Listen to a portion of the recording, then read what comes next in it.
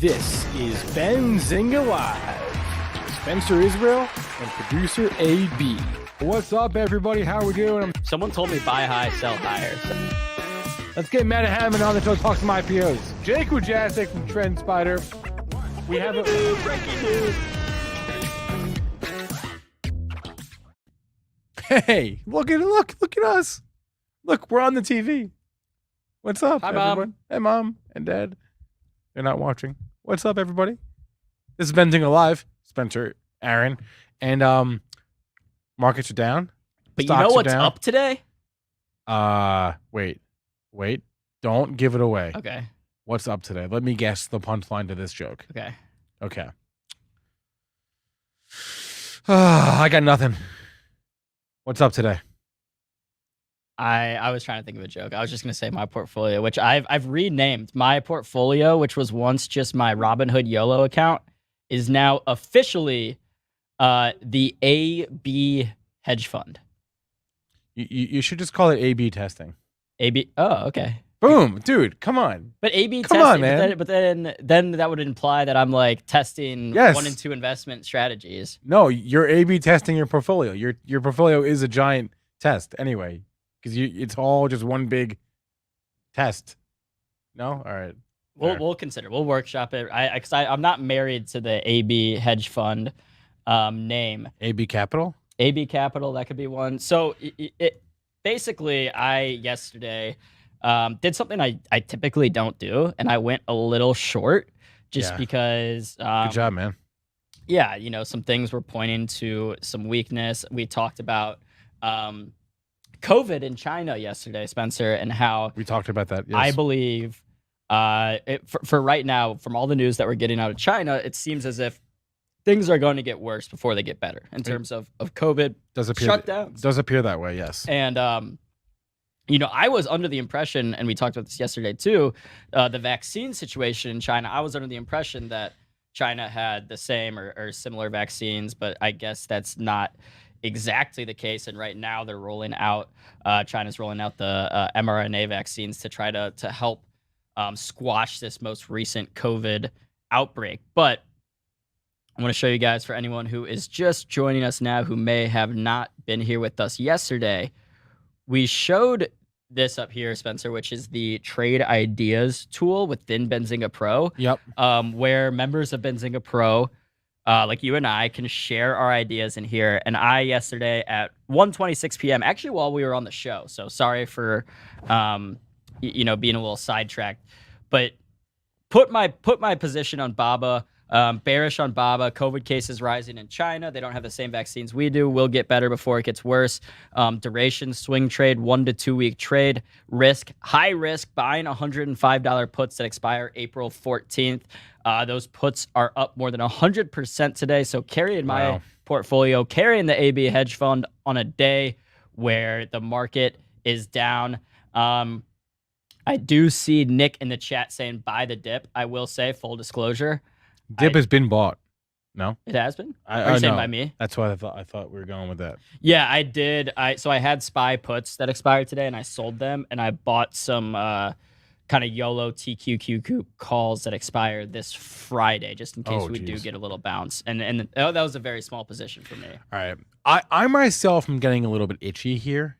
Okay, Aaron, I haven't purchased anything at all since I bought Flunk and Callaway like 2 months ago. All this being said, I do have only 9 days to make my Roth contribution for last year, so I will be doing some buying in my Roth IRA probably on Friday, like this coming Friday, because the deadline is April 15th. But in terms of like just individuals, like you guys don't want to hear about that because that's super boring, right? And I'm just going to be buying a freaking a large cap and a small cap stock, U.S. stock fund. So who cares? But I haven't bought anything of interest really in a couple of months, and I'm starting to get a little bit itchy. This is the market today. Let's go look at just my portfolio. You could just This is what's in my Fidelity accounts plural. Yeah, my long-term account this is getting bad. my long-term account is getting hammered the past couple days as well. Let me pull that up real quick because I know yesterday, 2 of my positions oh my god, today is an absolute bloodbath. Today's a bloodbath in my long-term portfolio. Yo. So I have oh my gosh, what do I do? Wow, Nvidia down 6%. I'm down. There was a negative note on Nvidia from Cleveland Research out with a note. What the hell does Cleveland Research know? No, they don't know what you know apparently. Oh wait, I want to go to what Holly just said. Yeah, where I'm basically, so I think it's fair to say we're gonna keep going down here until 2 p.m. 2 p.m. could be the turning point of the day. The question is, how much of the sentiment expressed by Lael Brainerd yesterday is reflected in the minutes, right? FOMC minutes are not typically a market moving event, right? Because these are notes from last month's meeting. I guess, however, everybody's so sensitive to the fact that rates are rising and they have to somehow, some way unwind their balance sheet and sell all the bonds that they've purchased for the last 2 years. So I can understand why people are putting more weight into these minutes than prior months. But did she telegraph the minutes? Because let's play this out here for a second, all right? If the minutes, which come out at 2 p.m. today, if the minutes more or less confirm what Brainerd said, that there was ample discussion of aggressive balance sheet runoff, what do we think happens? Do we go down more? We've just spent the last 24 hours, 25 hours going down on those exact comments. So if we get the same comments again, do we keep going down? Or do we not even, or does the market not acknowledge it? Because it is the same headline if you think about it. Or let's go the opposite, right? What if it turns out that Brainerd, for whatever reason, decided to go crazy hawkish out of the blue, and that hawkish tone is not expressed across the board in the minutes? If that happens, then do we rip higher? Probably. But what are the odds that Brainerd, who's one of the biggest doves on the Fed, what are the odds that she's the only person thinking about that? It's not good, right? More than likely, what's going to happen here is the minutes are going to come out and they're going to say, yeah, there was like an in-depth discussion of an aggressive balance sheet reduction. We need to do what we have to do to combat inflation now, which is good for the end consumer, not necessarily great for stocks. I guess I don't really know, though, if we're going to, my question to you and to the chat and to everyone is assuming that we get a reiteration of the same headline that we got yesterday, do we keep going down on the same headline? Is the market that inefficient? I guess that's my question, right? Is the market that inefficient where Brainerd telegraphed the minutes and we react twice to the same thing? That's my question. So, yeah, and I do think, for anyone out there that's kind of day trading or looking to open new positions, keep in mind that we do have those Fed minutes coming out. You may see I feel like I see this a lot on Twitter. Some people get kind of confused where they say, oh, there's a Fed meeting today. No, there's not a Fed meeting today. There's just the minutes coming out from last month's meeting. But yeah, and Spencer, you mentioned that you were kind of itchy that you haven't bought anything in a while. And yeah, so I want to talk obviously about Apple stock today. That's what the title of the show's about. That's what the headline's about. The thumbnail. Apple stock here to me, and I'm going to give you the bull case and the bear case for Apple right here. But the reason why this is kind of, like you said, being itchy. If you were on the sideline, if you weren't in Apple, and we saw that incredible run into last week where Apple's stock was up, what was it, 11 days in a row? Yeah. And you were sitting there insane. like, oh my God, like, why did I not buy Apple on this dip? Because, and here, I'll just pull up the Apple chart real quick, because we got, and like everything else, I mean, Apple we got highs back in, sorry, I'm trying to find my Benzinga Pro. There it is. Here we go. All right. AAPL. So let's go to the daily chart. Let's zoom out a little bit so we can get a better look at kind of just how this has been trending. So Apple, like the overall markets, hit highs in early January of 2022, earlier this year. Apple got all the way as high as above $180 a share. At the time, of course, Apple became the first $3 trillion company. And then this is where we got this kind of big, broad sell-off in the market. What was the price? The $3 trillion price? Did we get back? We didn't get back. No, there, we right? did not get back there. Okay. I believe it's I believe it was right above 180. Okay. I don't know. Maybe someone in the chat can correct me. But and Apple, like if you pull up SPY's chart and Apple's charts, they're going to look pretty similar because Apple is the biggest weighted in SPY. Typically when the market is up, Apple's up. Typically when Apple's down, the market's down, vice versa. If you missed out on that run right here on the right side, where you see all those 8 green candles in a row, here is an opportunity for you to get back into the stock and say, okay, the next time Apple rips like this, I'm not going to be missing out on it. And we will talk about. I see Born to Be is talking about support down here. I I do like this level right here. Oh shoot, you're sure. Sorry. I'll go back. There we go. This level right here, I'll zoom in. Oh, the cursor's doing the thing again where it's not. Oh man, that's so bizarre. No, it's good. It's good. If we get down to this level right here, I'd be looking for a bounce, and it looks like that's right around 165, that level that Berlin's calling out.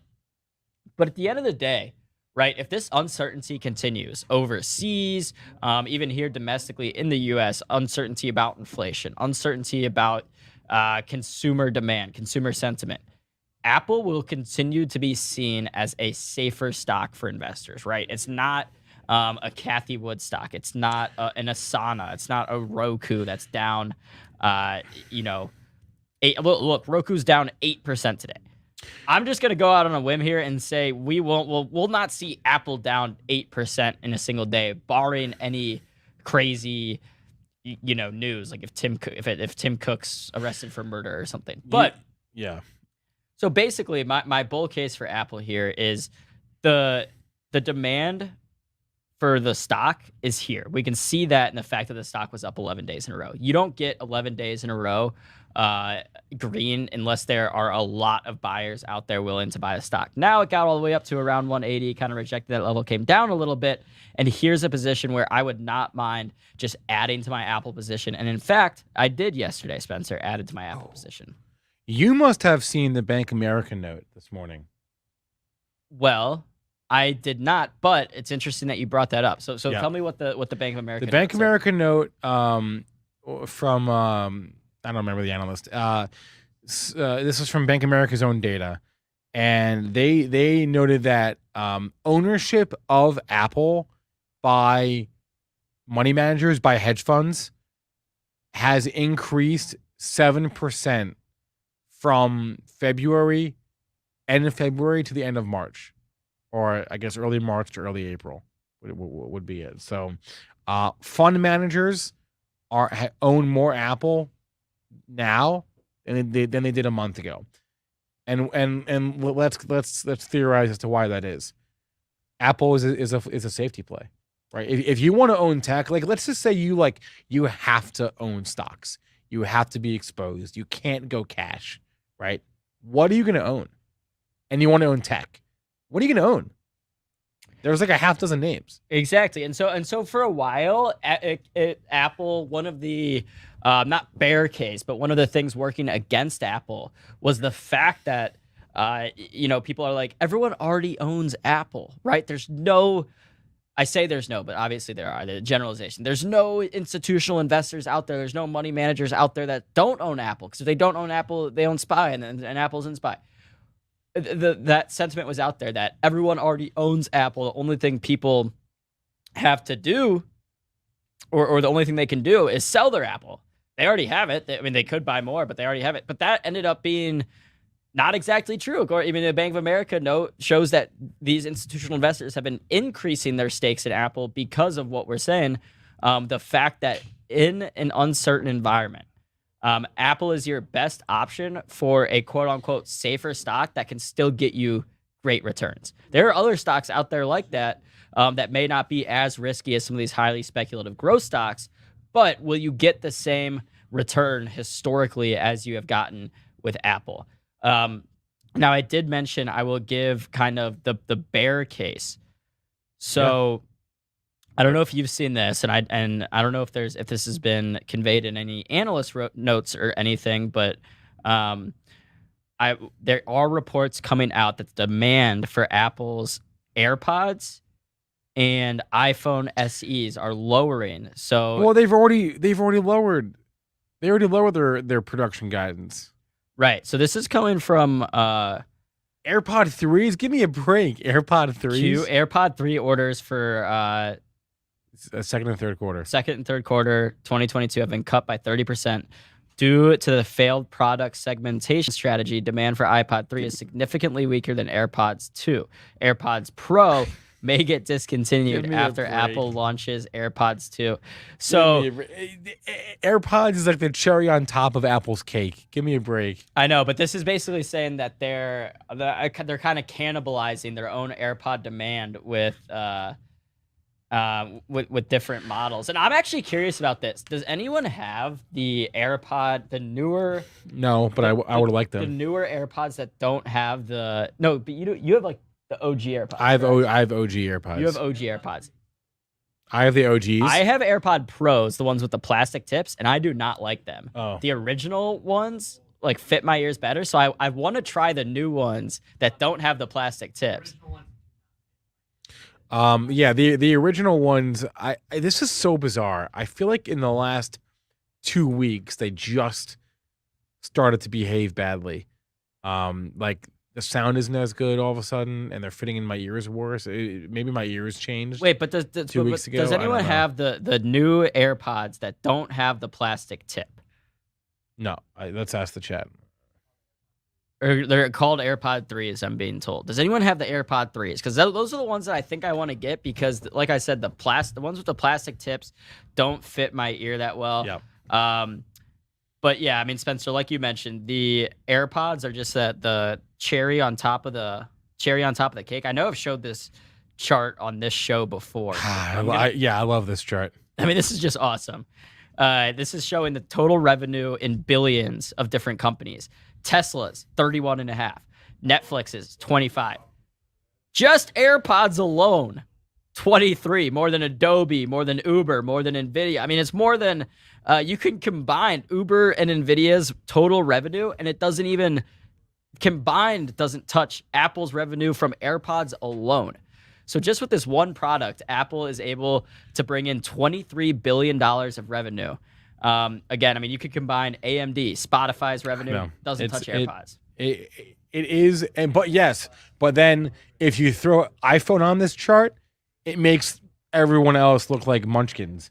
If you throw what? Like iPhone. Oh yeah, if you throw Apple's total, I mean, what was Didn't Apple hit a bill or what did they hit? Something crazy in revenue. I don't. We can look in Pro. Yeah. Here, let's pull it up in Pro right now. Let's pull it up in Pro, and then Spencer, while you're in Pro, you also have to post your new trade idea. Well, so my trade idea for the day, I saw Easy Mike made a comment. Apple's revenue. Hold on, before we get to that, Apple's revenue last quarter was just about $124 billion for one quarter. But my idea here, I'm feeling itchy. Like I said, I like what Easy Mike did. Easy Mike, if I can scroll up and find his comment, I may not be able to find it because it was like 10 minutes ago now. But his comment was he went buying. What did he say? He said commodities. There we go. He said commodities, healthcare stocks, the UUP, which is the dollar, natural gas. I'm into like that safety stuff. I know that stuff's all been strong, but I'm kind of feeling like I need to buy some food stocks right now. So when like, you say food stocks, I have like two different categories of food stocks in my head. Okay. Right. Yeah. I have my my Starbuckses, my Shake Shacks. Nope. Okay, so you don't want fast casual chains. I don't want restaurants. Can I talk you into Portillo's? I don't want no restaurants. No restaurants. What about Kira no restaurants? Sushi? No restaurants. Okay. I just sorted my Starbucks a few months ago. No restaurants. I want like food companies, right? I want like maybe like a Coke or a Pepsi, right? I want like a Mondelez. Like, what about a McDonald's? Hershey's is Hershey an all-time high right now? Let's look at HSY real fast. Is that an all-time high for Hershey? You're damn straight it is. You're damn straight it's an all-time high. Okay. Oops. Actually, interestingly enough, I don't really know why this is, but like unhealthy foods like candies do well in times of recession. So maybe Hershey's is like a counter-cyclical play. Well, like I'm looking at like inflation. It's not even the inflation here. It's the inflation overseas, right? Like the US. But what's the the US has really not had it that bad. Europe is bearing the brunt of the inflation right now. It's way worse over there. If it were to get like that over here, I mean, these companies, people are going to still buy food. These companies have pricing power, right? They can easily pass along their increased costs to the consumer, right?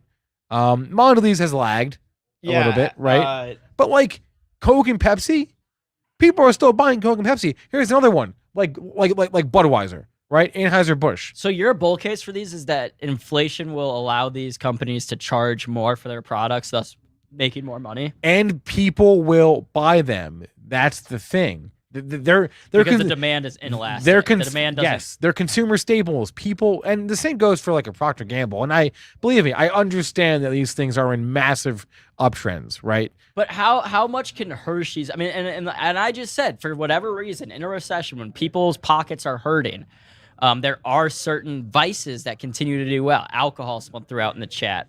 And Cargill, Archer, these are good ones. These are good names too.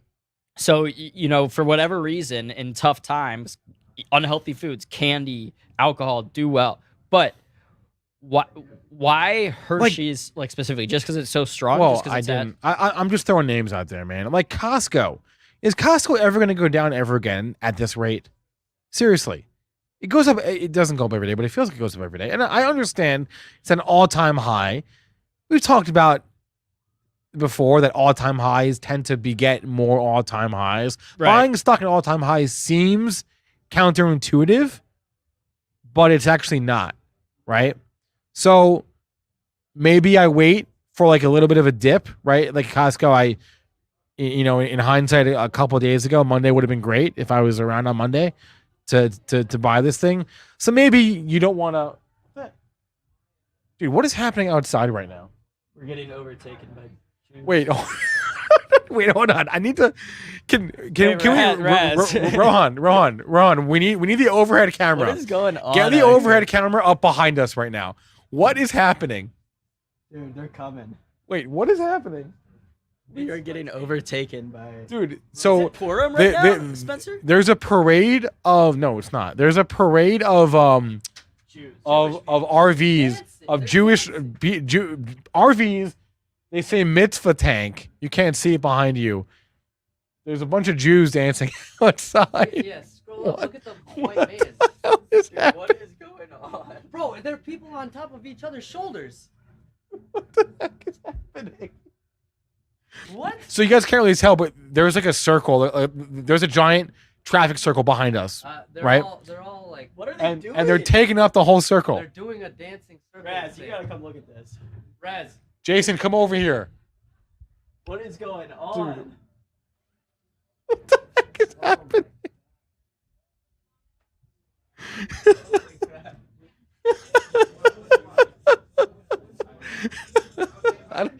What is going on? Oh wait, Jason's first words were they invited me. They have, I got all these. Oh my God. they're having so much fun out there. Look at this. They're yelling, come down. Look. Hey, show the text messages. Wait, what is happening? Go over there. No, wrong camera, Jason. Wrong camera. Up there. Is Tova playing a prank on us? Oh my God. Zoom in on that. They're yelling at me. Come down. Come down. What? Oh wait, I can switch angles. I can't do shit. Here. Go in front of the camera and pull. Wait, they can't see.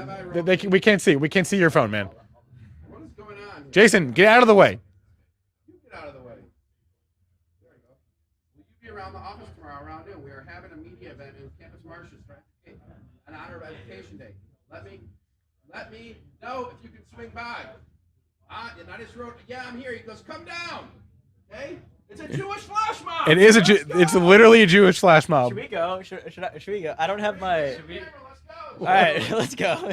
We're gonna go do some Benzinga live from the street. What? All right, Spencer. This show's gone Spencer, totally yeah, off the rails. Oh Spencer, you're man. gonna have to carry the inside. All right. Well, it's okay though because actually, what's about to happen?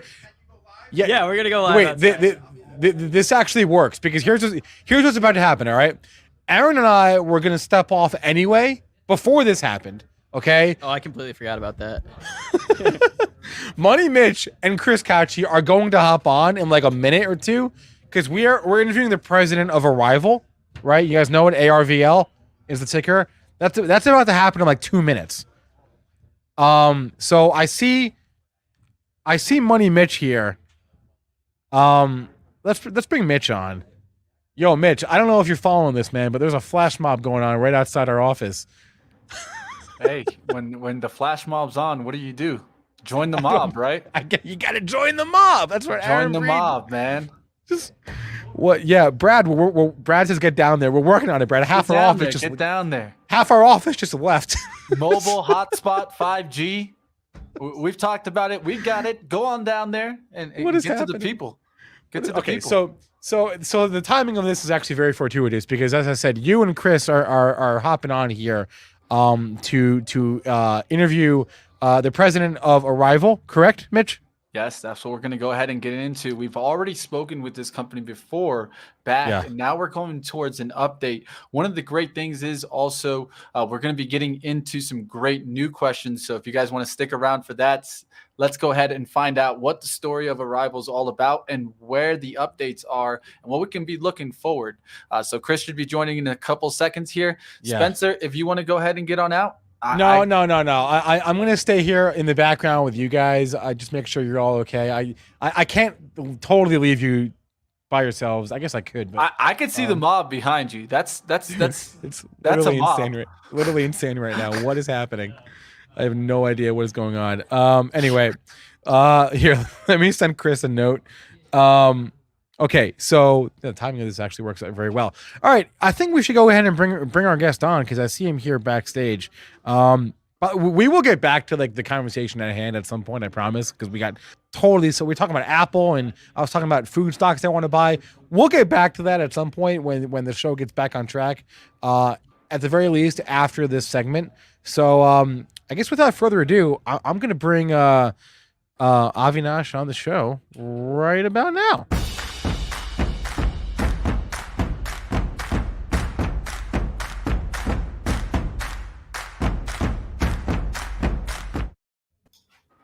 All Hey! right, let's go ahead. Let's get right to it. Hope you're safe with the mob. Oh yeah, no. I don't never even know, know. really. I don't even know what's happening right now. Yeah, I don't think he's getting the same kind of mob out there and maybe in London right now, but we'll head. Not too many mobs. and Good to see jump you right again, Noah. into it. Yeah, it's good to be back. It's definitely good to get into the interview today. Chris joining me. We used to be a part of SPACs Attack. Now we're doing different shows and still going back to you guys because one of the things that we definitely agreed with is the future of EV and how much possibilities of investments we have here. A great story right here, Arrival. Let's go ahead. Let's jump right into it, Avash. I have Chris going to start off first with some questions, and then I'm going to jump in with some of my own. You guys will see some graphics in the background here. You guys can also check them out on the Arrival website. I'll throw that in the description below. And Chris, take control, man. Let's do it. All right. Yeah. Welcome back to Benzinga. Excited for this interview and to get this update. So first, for anyone who's not familiar with the Arrival story, maybe they missed that last interview that we did. Can you just share a little bit about what Arrival is and what the company's mission is going forward? Yeah, absolutely. So we're a technology company that's really pioneering a new way of design and production of affordable commercial electric vehicles. And we do that through vertical integration using a new method of production in microfactories. So that helps to power this green transition that we're seeing. We know the industry tailwinds. We're here to really make our cities better places to live, develop sustainable and equitable mobility ecosystems. We can touch on that a bit more, and then really help create clean air for communities all around the world. But to do that, it's only possible through this vertical integration. So we design our own in-house technologies. And this is a real differentiator. It makes us quite unique in that we design the software, the hardware, components, composite materials, robotics, and the microfactory itself, which is a product of Arrival, which are low capex, low footprint production facilities that we can place anywhere in the world locally. So that's a unique method that's difficult to copy. Really takes a lot of work. So we were founded in 2015. We've got over 2,400 employees. What we're doing has never been done before. It really is a pioneering way. And right now, what's exciting is I think we're just, after 7 years of doing this, we're months away from start of production now. So we've got vehicles out doing certification and testing. And we showed a video recently of our microfactory. So yeah, really exciting time. That's awesome. Yeah. Thanks so much for, that background information on Arrival, a company that Mitch and I, of course, know well. Arrival recently reported preliminary earnings for the fourth quarter and for fiscal 2021. Can you just break down some of the key highlights from that quarter and full year for the company and ones that yourself saw as the key highlights for investors to focus on? Yeah, absolutely. So I think first and foremost, the market demand is huge. And we are not demand limited, I would say. We've seen our LOIs grow and orders increase over 2x, actually. So we're at circa 134,000 plus in terms of backlog. So that's a huge appetite. You're seeing those government policies kick in, but also organizations, large or small, are looking to transition to electric vehicles, not just because of the clean air, but just because they're better vehicles. So if you take our van, for example, fully flat floor, more cargo capacity, don't need the big engine up front, just a really redesign of it. And our bus is quite groundbreaking too. And then we completed the build of the van skateboard. So we showed a video of the skateboard chassis being put together using the microfactory process. And that's really the coming together of all of the technologies that we need to build the vans at scale. And the level of tech it's that we've been developing, you're really seeing that all come together right there. And so, on top of that, in the last earnings call, we mentioned that we expect vehicles to be out to our customers this year. So we're starting production in our van in Q3 and Q4 in the US. So Q3 in the UK and Q4 in Charlotte in the US. Expecting to build about 400 to 600 vans this year, and UPS will be getting their vehicles. And we're looking to kick off that trial with First Bus. And so I think, like I mentioned earlier, it's just a really exciting time. It's really now, when we first spoke, I think we were still in the midst of developing and going through prototypes, and we built a whole fleet now, and it really is the next step. Yeah, thanks for that update. Yeah, the last time we talked, a little bit different, but 2022 sounds like it's going to be quite the exciting year for Arrival. You mentioned the micro factories. I know a lot about that from before, But investors also know that there's so many electric vehicle companies out there. Can you talk a little bit about what makes Arrival unique and different from some of your competitors out there currently? Yeah, first off, I think the industry has taken a 100-year process and continued to refine it. Now, it does work, right? We know that the conveyor line, the conveyor belt approach works, but really it is a single speed approach to doing production. And if anything, there's any issues on the line, you stop the line and you adjust it. Essentially, the way Arrival vehicles are put together is with technology cells, and we showed one cell in that video. And this gives us a really agile and flexible method of running our production for our vehicles. But to do that, you have to design the vehicle up front to be put together in a microfactory. You can't take an existing vehicle and just try and build it in a microfactory. But what are the benefits of it? Well, one, you're significantly lower in capex. So that enables you to obviously scale production more rapidly and do it with more efficient capital deployment. Two, you're able to put them in existing warehouses. So you're not waiting for a certification on your paint shop, for example. So we don't even use a paint shop. We have a unique composite material that removes the need of a paint shop completely, which is traditionally the most environmentally damaging area of a plant and is about 60% of the energy used, right? So you have additional benefits based on that. And then the video we showed was important because all the operation, so this is completely new. This method is completely new. It's taking technology of today, innovating on top of that, and creating something wholly unique for the industry. We think it changes the game. Once you can build a vehicle in a microfactory with these sorts of numbers, we think it changes the whole way you start thinking about the industry.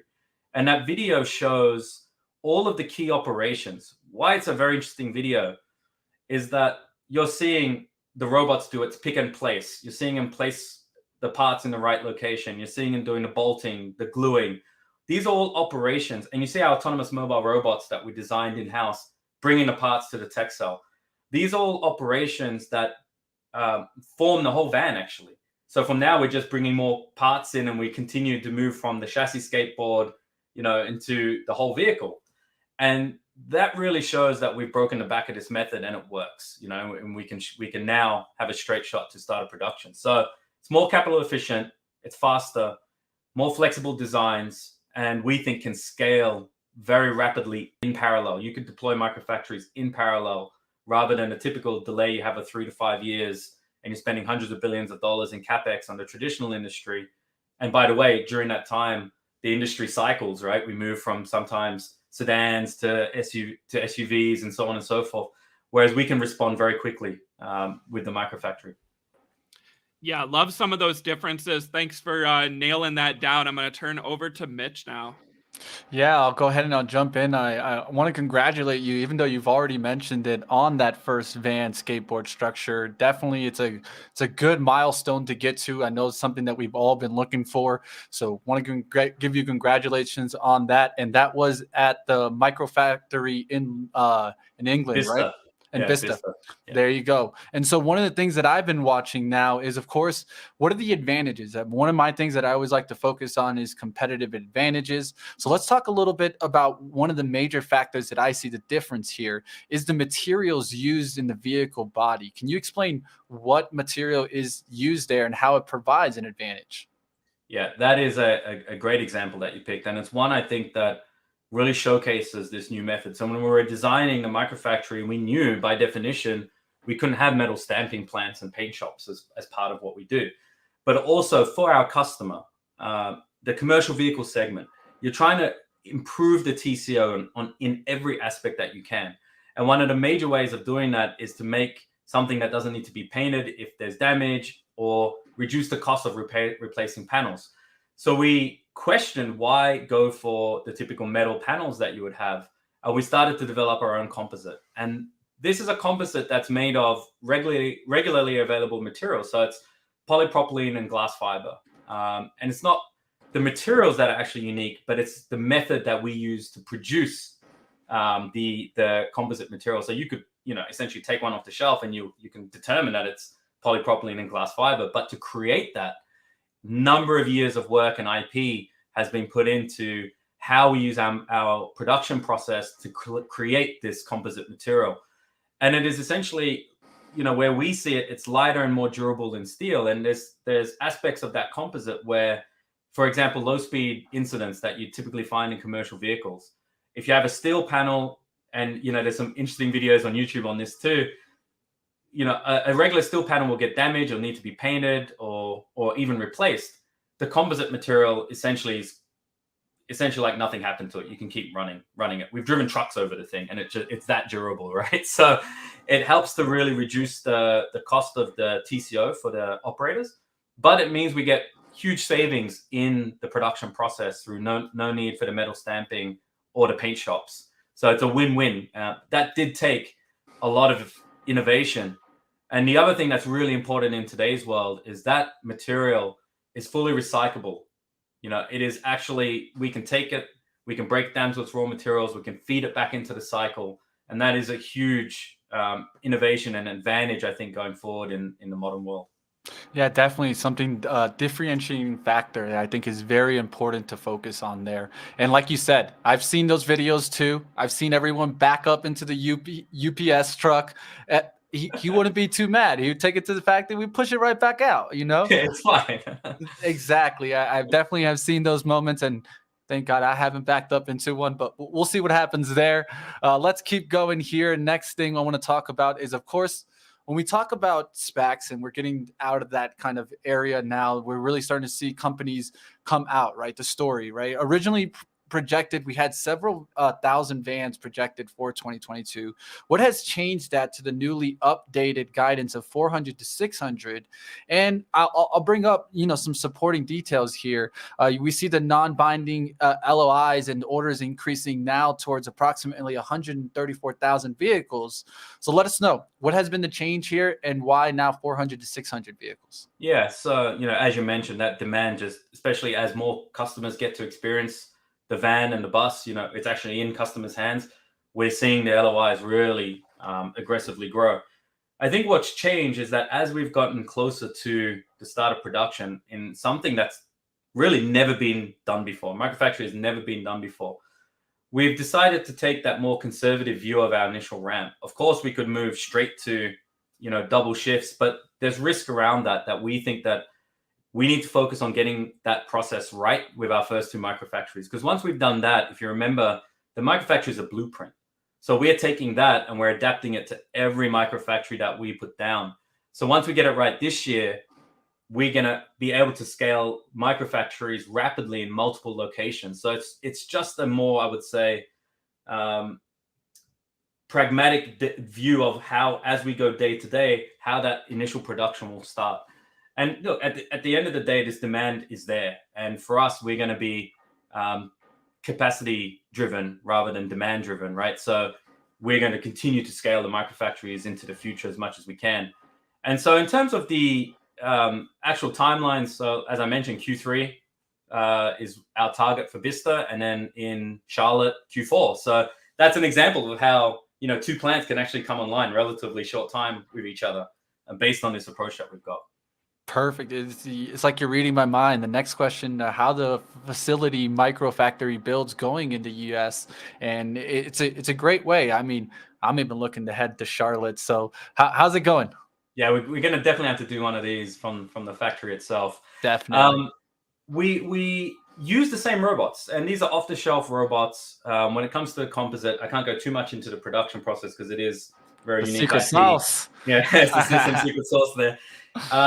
The components that we put into the vehicle, so the high voltage battery, the BMS, the compute box, they're the same across bus, van, car, and any other product we do. So in terms of the actual facility in Charlotte, it's about bringing it up by installing the robots, and that's actually happening right now. So there isn't anything, I would say, quote unquote, unique about a microfactory's robotics or capital capex type equipment that you put in there. It's relatively off the shelf stuff. So that is being installed as we speak. The magic's in the software, right? The magic's in the process. So we've got the bus in the second half of this year. We have the van in those two microfactories. We expect to start ramping through. We're going through the certification process right now. Once that's done, we then start to ramp up the microfactories. So it's a straight shot for this year. It's going to be busy.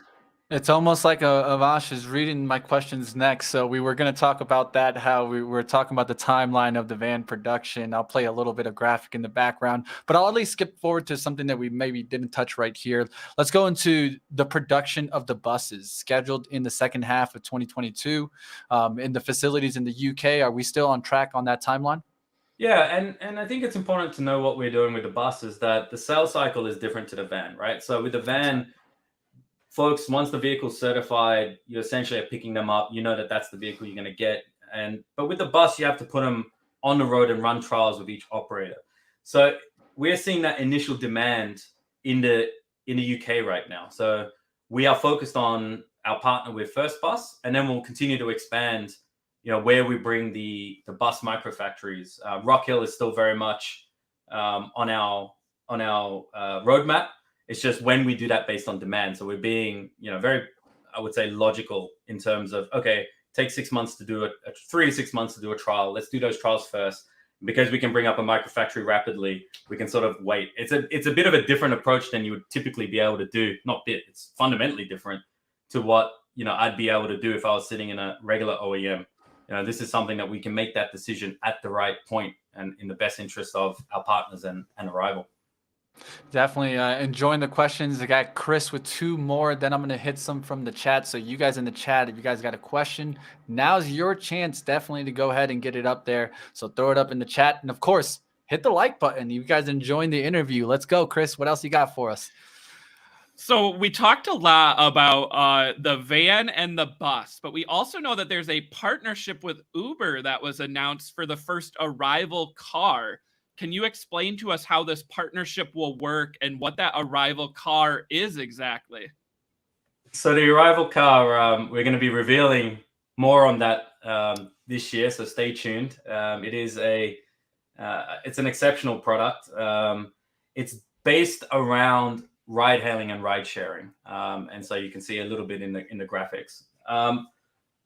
The partnership with Uber was really important because obviously Uber themselves are looking to how do we transition the fleet to electric or zero emission vehicles. And when you look at the actual vehicle types that the majority of the 30 million odd ride sharing drivers use, they're essentially retail vehicles, right? It's like your typical Priuses or other vehicles of that type that weren't designed for that use case. And because of Arrival's method, we're able to actually build a vehicle for that specific use case. And in this case, it's the ride sharing. So we've designed things like, when you get to sit in that vehicle, you'll see that the leg room that you get, for example, it's like a Maybach in there, but it's a footprint of a much smaller vehicle.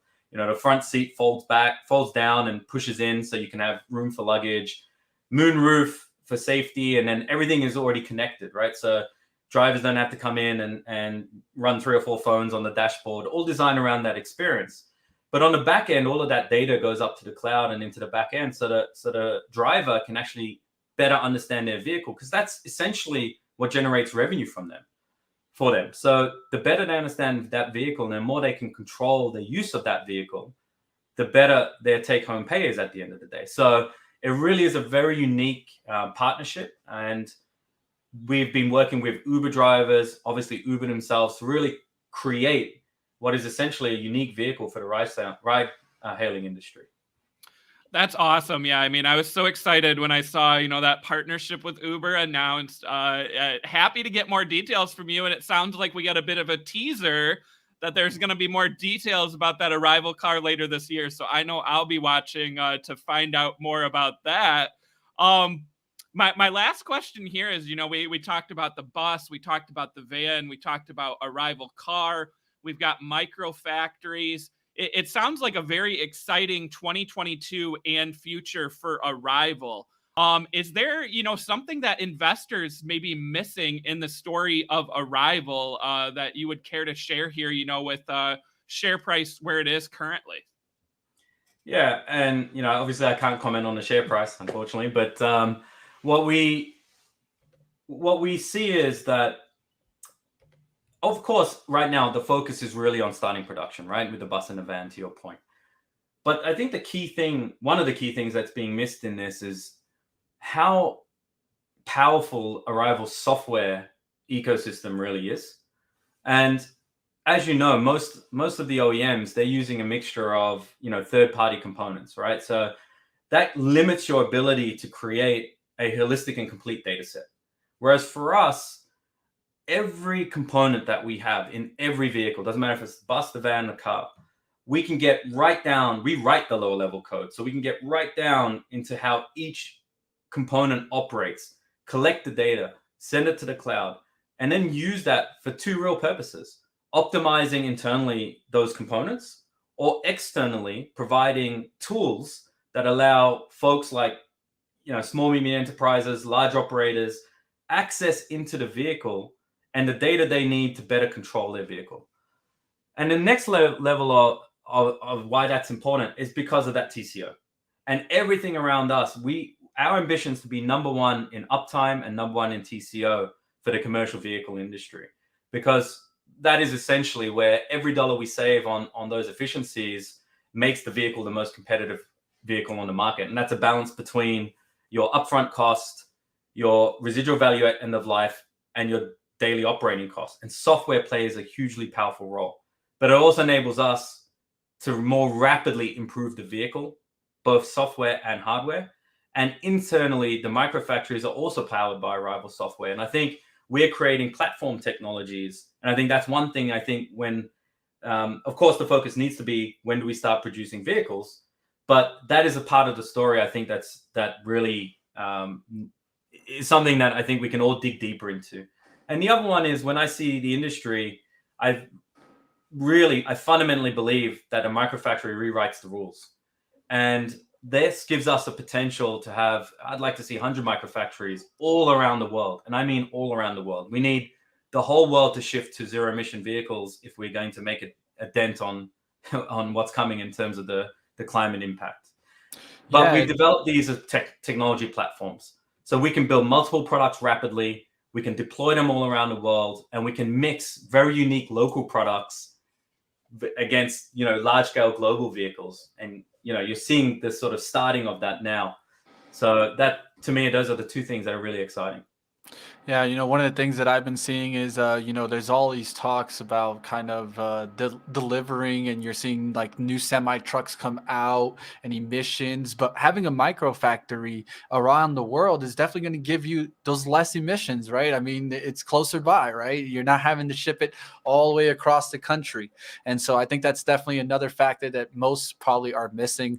Let's go to stocks questions from the chats here. We got a question here about how have sanctions impacted Arrival's Russian operations, or maybe employees that are living in Russia. Can you kind of explain how the company's addressing this? Yeah, the sanctions haven't impacted Arrival. Of course, we are primarily concerned with the well-being of our employees, wherever they may be, right? And that's where our focus has been. But in terms of sanctions to date, and there's no material impact to speak of. Perfect. Let's go ahead. I got another question. Chris, what do you got for us? All right, last one here. Got a question from the chat from Viper.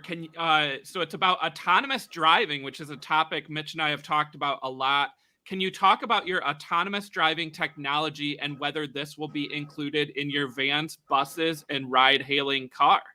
Ooh, so Viper, good question. So my background, I was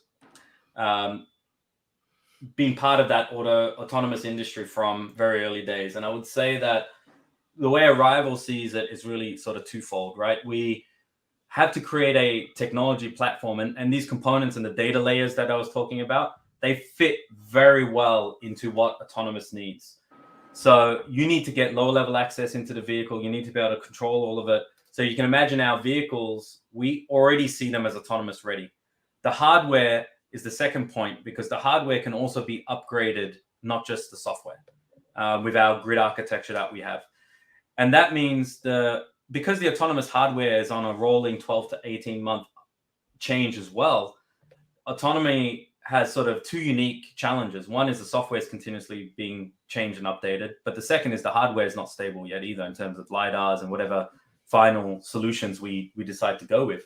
And that will continue for quite a long time to come. So we've created the vehicle in a way that you can upgrade, you can connect in, and you can upgrade the hardware as required for autonomy. So when you ask whether it'll be included, I can't say too much, but what I can tell you is that the vehicle is autonomous enabled. So whether it's us or another party to be able to come in and use those vehicles for that purpose, that's something that we design into the architecture. Excellent question from the chat, and we love that answer as well. This has been exciting. We loved having you back on. I mean, that update on the micro factories, the vans, the buses, and I know I'm going to be watching for an update on Arrival car now that we got that out of you. But, thank you. Mitch, anything else to add here? Yeah, one of the things that I always loved is how you have different areas. We're not putting all the eggs in one basket. And I think that's also a great mention there for Arrival. Thank you for joining us like always, and see you in Charlotte soon. Yeah, yes, we got to come hang out there. Yeah, brilliant. You're there. Definitely. Thanks, you. everyone. Thank you. Cheers. All right, thanks a lot, guys. That was fantastic. We're going to be doing more of course. those kinds of segments where we bring on the different Benzinga personalities. But so, Chris, Mitch, thank you both for hopping on. Spencer. The story of Arrival. Let's do it. But before we go to our next guest, Aaron Bree is back in studio. He just went on a spontaneous field trip. They went out of the office, out to Campus Marsh, just right behind us here. And I brought you back. I came back bearing gifts, Spencer. And for those just joining us, there was a Jewish flash mob out of the blue about a half hour ago. What the heck was? You were down there. Can you report from the ground? Give us the breaking news. There were about a dozen small RV vehicles out there branded as mitzvah tanks. Mitzvah, for those who don't know, just means a good deed. A good deed, yes. Good deed. And we so we were unable to go live on the show, obviously, because the Arrival thing was still going on. But we interviewed. Can we zoom in on this, Rohan, please? We interviewed the head rabbi of Chabad. Yeah. And we talked about what a mitzvah is and how we can all do some mitzvahs, whether you're Jewish or not. Okay. Raz also looked at me at one point. He's like, "Hey, you kind of look like you could be Jewish." I was like, "Raz, I am Jewish." And he's like, "You are?" What's my gift? Your gift is some matzah for Passover. Really? You cannot open it until Passover starts, though. So this is brought to you by the Chabad Lubavitch of Michigan. Wait, it's sealed. Yeah, you're not supposed to open Because you really can't open it. Dude, I hate Jews hate matzah. I hate matzah. Really? I just asked, so I interviewed and we did record a video, so we'll probably play this recording at some point. Maybe maybe AT can send it to me. He's uploading it right now. Okay, we can play it today. But I did ask a kid what his favorite part of Passover is. And at first he started saying being, with everyone you love, and I was like, all right, that's great. But what's your favorite food part of Passover? And he said matzah, which I found very interesting. I found in my experience that my non-Jewish friends all love matzah, coworkers too. I've yet to meet a Jewish person. It's like a worse saltine cracker. Likes matzah. It tastes like it's just anyway. Thank you for the matzah, I guess. You're welcome. Thank Chabad. And so essentially these guys just came and created a ruckus downtown Detroit. What a good ruckus. Massive ruckus. A good ruckus, I guess. Total ruckus. They mean well. But yeah, also Raz also got mad at me because I said, how do you say it? Gentile? Gentile. I said gentile. Jason was texting me, asking me where you were, as if I'm supposed to know where you are at all times of the day. Oh, matzo ball soup. That's an entirely different thing. Matzo ball soup is delicious. Matzah itself tastes like You go to a nice Jewish deli, you get a corned beef sandwich and some matzo ball soup. You're chilling. Flavorless cracker. You'll be having a good day. You can ask Spencer. I'm a very bad Jew when it comes to non-observant Jew. Not that I tried to say what are the pastries thing called for Purim? Hamantashen. Yeah, you didn't even know that. But anyway, that was fun. Like I said, we'll hopefully get that video out at some point. It was hard because I was half in between. I was like, do I really want to be joking and messing with these people? No, that's bad. That's bad for your karma, which is not a Jewish concept, but I believe in karma. It kind of is. Is it? I don't know. Do Jews believe in karma? Do we? Not like specific, but I think they believe if you do good things, if you do mitzvahs, good things will happen. Maybe. Yeah, I wouldn't be down there messing with them. Although, wait, I gotta tell you something funny. Okay. While Chris and Mitch were talking to Arrival, I stepped away for like 30 seconds, and I just went to grab something from the kitchen. And we have a few people in our office right now that are here for our quarterly meeting we're doing later on in the week. And I saw Rodrigo from the Benzinga support team. Yep. And I went, "Hey, Rodrigo, did you see what's going on outside?" And he's like, "Yeah, there's a bunch of Amish people out there." That's like, there's a tweet I saw one time where it was like, this guy was like, I just drove through the weirdest neighborhood in New York City. Everyone was dressed like Abraham Lincoln. And someone just replies like, yeah, those are Jews, bro. That's great. All right. Let's get the train back on the tracks here. Let's bring in our next guest, Aly Angel, who you recall joined us about a month or so ago. We talked through her trades, what she's trading, and let's get the show back to the markets. Let's get Aly on the show right now. See what she's trading.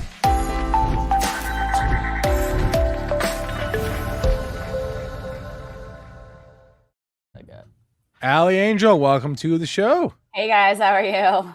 Any Jewish flash mobs by you today? Because we had a bit of a No. So I live on the side of a mountain away from all humanity. It's amazing. So if there's a flash mob up here, we're gonna have our guns. Yeah, just throwing it out there. That it would be a little bit weird. Totally fair.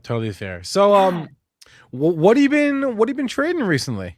All right. So I actually prepared today. I know, right? Okay. I'm awake. Right. Look, I look human and awake. It's pretty cool. Yeah. So I have a bunch of stuff prepared, and it is the lockup expiration plays. So I wanted to cover ones that have already run. One of my things is weird. There we go. I'll fix this.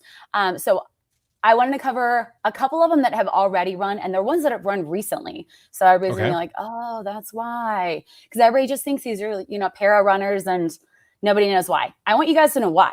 And then I'm going to go over a couple that are setting up. They have lockup expirations in either April or May, and we'll go from there. So, all right. Do we have any visual aids, or should I just bring up charts on my screen? No, I can actually share my screen now. I got on with Matt before this, and we tested everything out, so I'm not breaking anything this time.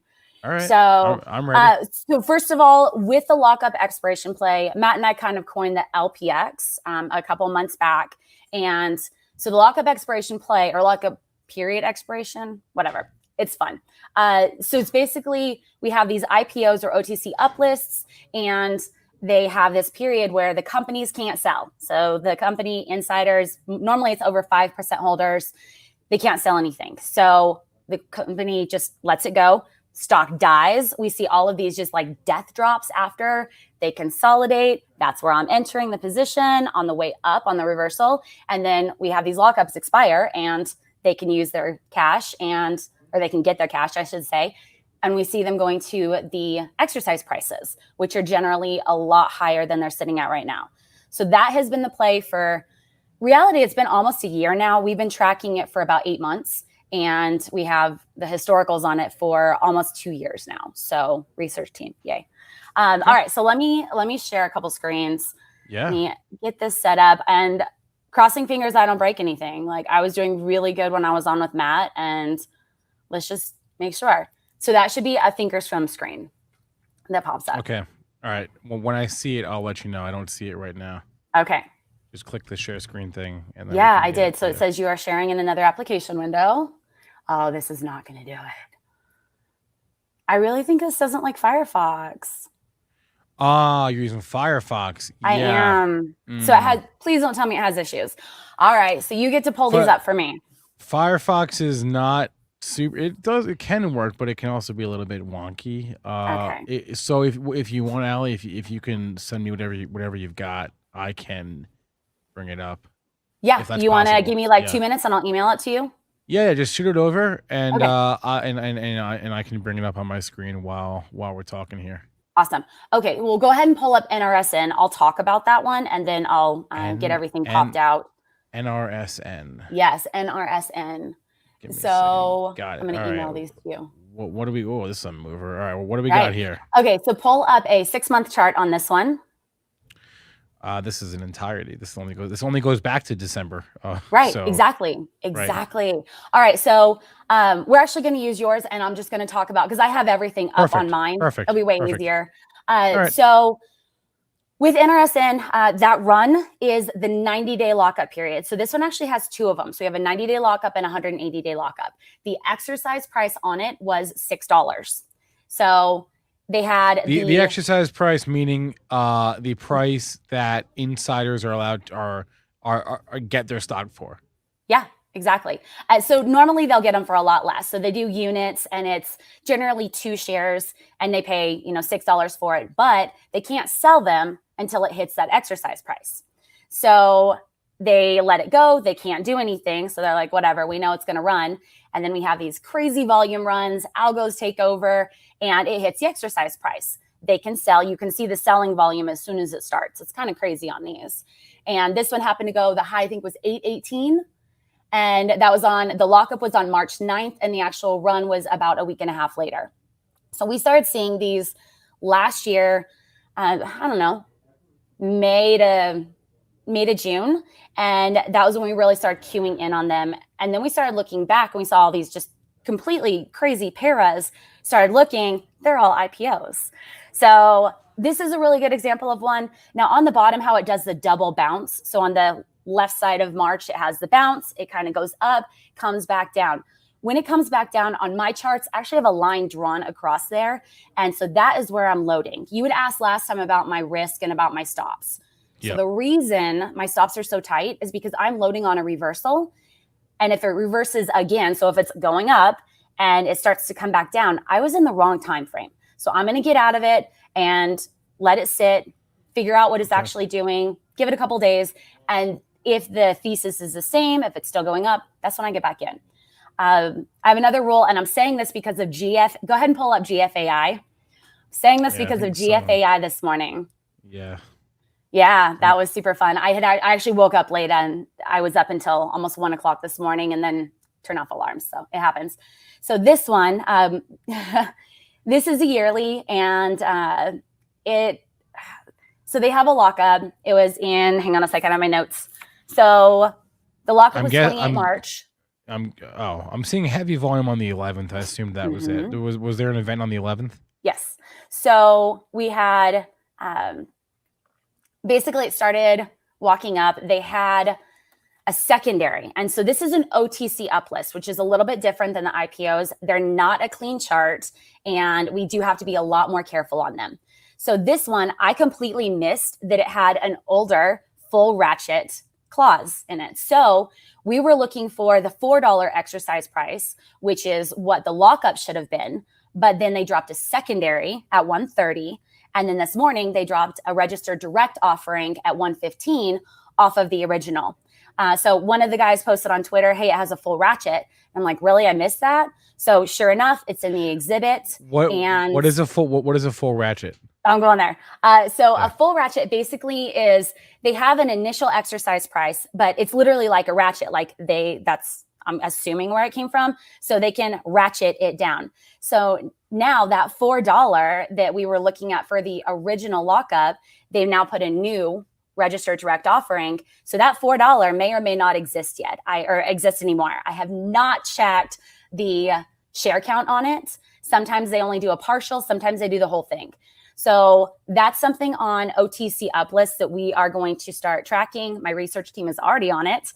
And so all of OTC uplist from now on, control Fing that full ratchet to see if they have it. Because we know they're not a clean chart. Like if they keep the same directors, they can pull some dirty shit. We know how the OTCs work. And if it's the same directors, they're going to do the same thing. So this one this morning, I have been in this one since a while, since literally the reversal. My current average, and I still have a quarter position left right now, is at 92 cents, whatever. I was just going to kind of wait and see what it does, mostly because I was coming on here. I'm like, I have a stop loss. Majority of my position, I had a stop loss at 110. So stop losses save accounts, but it's kind of what you want to risk. For me, my stop losses are almost always going to be for even a small profit because I move them up as they go. I'm never going to, after I get a position, I'm never going to stop out where I entered. Like Why not take a Yeah. couple cents? Yep, So, trailing and I'm trying to stops are your encourage friend. that more. Trailing what? stops trailing stops are your friend. They are definitely your friend. Yeah. BFFs here. Ooh, I should totally get that on a shirt. I have to show my shirt today. Okay, just appreciate it because I'm a girl. Ready? Oh, okay. Okay. Tell Yeah. your dog I said hi. This Nice. is for all of my dog peeps. Yep. I have so many friends that have dogs and I love it. So I'm wearing the shirt today. All right, moving on. Let's go to IMPP. Oh yes. So everybody thought this was a sector run. And we had energy and we had oil. And I was getting tagged all over the place like, oh, it's an oil play. I'm like, actually, they have a 90-day lockup period on it. So the 90-day lockup on this one was the 6th of March. And we can see where they started running it. So the crazy they started thing, running it 2 weeks before that. right, they did. Right. And I just realized I didn't write down I have this awesome spreadsheet that I can just control F for everything really quickly. So the exercise price on this one would have been at 625. So where'd it go? Oh, just above that. So with this one, a lot of us were already in it because we knew that there was a 90-day lockup on it. And then when it started going as a sector play, I started getting the messages, oh, it's an oil play. I'm like, yeah, okay, but I'm pretty sure that they're going to go ahead and run it because they can. Like, these guys want to make money. They have to make older shareholders happy in order to get new shareholders to buy the next offering. So it's one of those things. On the other side. So wait, explain the psychology here. So you're buying a stock into its lockup expiration, right? Mm-hmm. We've seen in the past very often that these lockup expirations can be topping events, and they run up into them. So Yes. you're playing the fact you're buying into a lockup expiration, anticipating that when the expiration hits, there will be insider selling pressure. Is that the basic psychology here? Exactly. Go, Okay. Spencer. Virtual high five. Right? It sounds crazy, but we have the statistics Doesn't sound after crazy at all. tracking so many tickers. I literally have 600 tickers that we've gone through. It's a little ridiculous. But So wait, explain then for people that don't understand. Explain how the where was I going with that? Shoot, it just left my brain. Oh my gosh. so the biggest thing I on don't know. these Sorry, is no, you're totally good. The biggest Yeah. thing on these is not chasing. Because like GFAI, we've got two different, exercise prices. So where's it going to go? And with a lot of the IPOs, I rephrase that. With majority of the IPOs, they're clean because they just listed. They don't have all of this, skeletons in the closet. So we know that they have to make money. They're brand new. And majority of these companies only have 6 to 9 months of cash. So they want to get rid of as much as they can to make old shareholders happy, which they can't use until they hit those exercise prices. And then But rinse, repeat. They do an offering. aren't you helping in a way the insiders because you're providing buying pressure into their towards their exercise price? Potentially, yeah.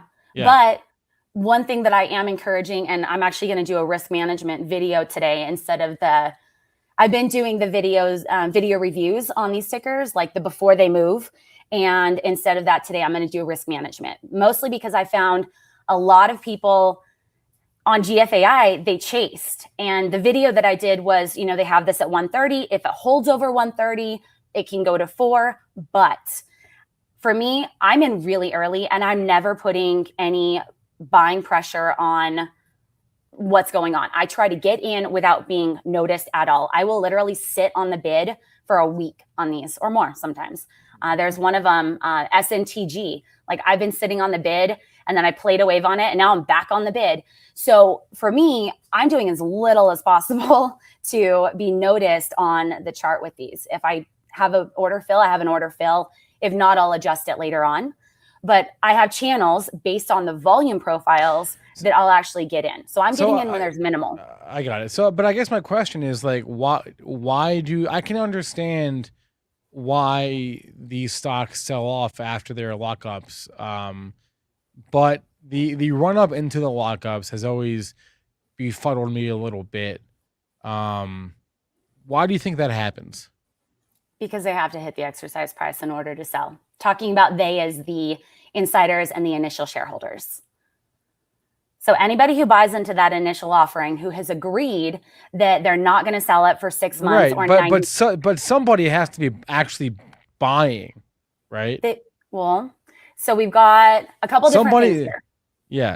And this is where maybe we get a little bit conspiratorial, but somebody has to be bidding the thing up, right? It can't go there by itself. It doesn't go there just because I want it to go there. It doesn't mean it's going to go there. We have these cool things called algos that magically exist in the market, and they're really not a conspiracy theory. There's a ton of books, and I personally know 6 people that actually write algos, and they're not the ones that control it, but they play algorithmic trading, right? Okay. I think you guys have interviewed a couple of people with that before. So when these are running, we've got the underwriters, which have an interest to make this go because they want to make old shareholders happy so that they can clear it out and get a new offering. And you want to make old shareholders happy to buy into a new offering. So yes, when we have that crazy volume at 4 o'clock in the morning, 1 o'clock for me, that is being run by algos, and they are the ones controlling it. It has nothing to do with retail.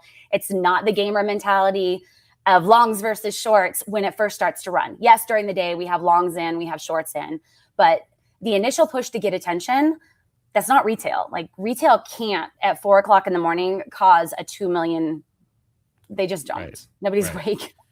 All right. So yeah, if you want to call it a conspiracy theory, sure. I've read enough books to be happy that I know that it is not a conspiracy theory. Like there are things going on that are borderline, we'll go with they're against my personal morals, but I know they happen. So am I going to avoid them or am I going to play them?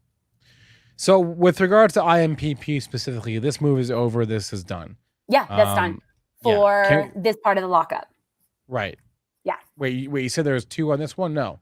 Yeah, so this one has a 90 and 180 day. Okay. So the 180 day, if the 90 you said was when? March? It was March 6th. The 90 was March 6th, so the 180 day is going to be what? Like so it'll be another 3 months. June 6th? Maybe? June. Hang on a sec. I can get the exact date. I keep that. I know. I love my spreadsheet because I can just look at it. My room's posting dates. I love you guys. Yes, it is June 6th. There we go. So the theory then goes that in the last week of May / early June, we'll start to have a walk up. You could see a little walk up here into. Do we have an exercise price on? It's the that same. Lock up? It's the same. It's still $6. $6. Okay. Yep. All right. So all right. One more that I want to cover. So KAVL, KAVL, and you have to pull up a yearly on this one because we're past the 6 months. So we've got a lot of them right now that are non-compliant. And anybody who has followed me for any amount of time knows my first trade trading set was the non-compliance trade. So it was the organic compliance from the 20 cent whatever, and they would walk it up over $1, regain compliance, and that was organic compliance because they're doing it without a reverse split. So when I started seeing that we have OTC uplifts and we have IPOs going non-compliant, knowing what I know about the lockups, I was like, wait a second, these guys have to have longer lockups. They can't do anything. A lot of them are like, there's a couple of them right now that we have like a 92% lockup. They can't do anything until like a year. So we're going to see these go non-compliant. They're going to die. And that's when I'm going to be getting in on the reversal. So KAVL was a great example because so many people messaged me about this when I posted it. They're like, what do you see in this ticker? I'm like, I mean, yeah, it's non-compliant, but there are lockups coming up. And so started getting in it. I don't remember my average that I started getting in it. And then I played it to the $1 because it was one of the first ones that we saw that was moving like this. This is the very first one this year that we tracked. So I played it up to the $1 and kind of just waited. And I wanted to pull back on it, and it just never happened. It just kept going. So I did not play the full move on this. We have full tracking on it, which was awesome. And then, of course, Thinkorswim on demand. Later on, we watched everything going on with it. We're like, oh, yeah, that totally started with algos way under $1. They started walking it up. So right now, we've got a lot of these. We've got IFBD, VGFC. I'm looking at my screens right now. What other one? There was one of them that just hit. SNTG is another one. But any of these that go under $1, you do have to be careful, and you do have to know the time frame on it. Because if you're getting in right when it goes under $1, but they've still got 2 months until their lockup expires, there is such a possibility that it's just going to keep going. So never, ever, ever buy on the way down on these. Always buy on the reversal.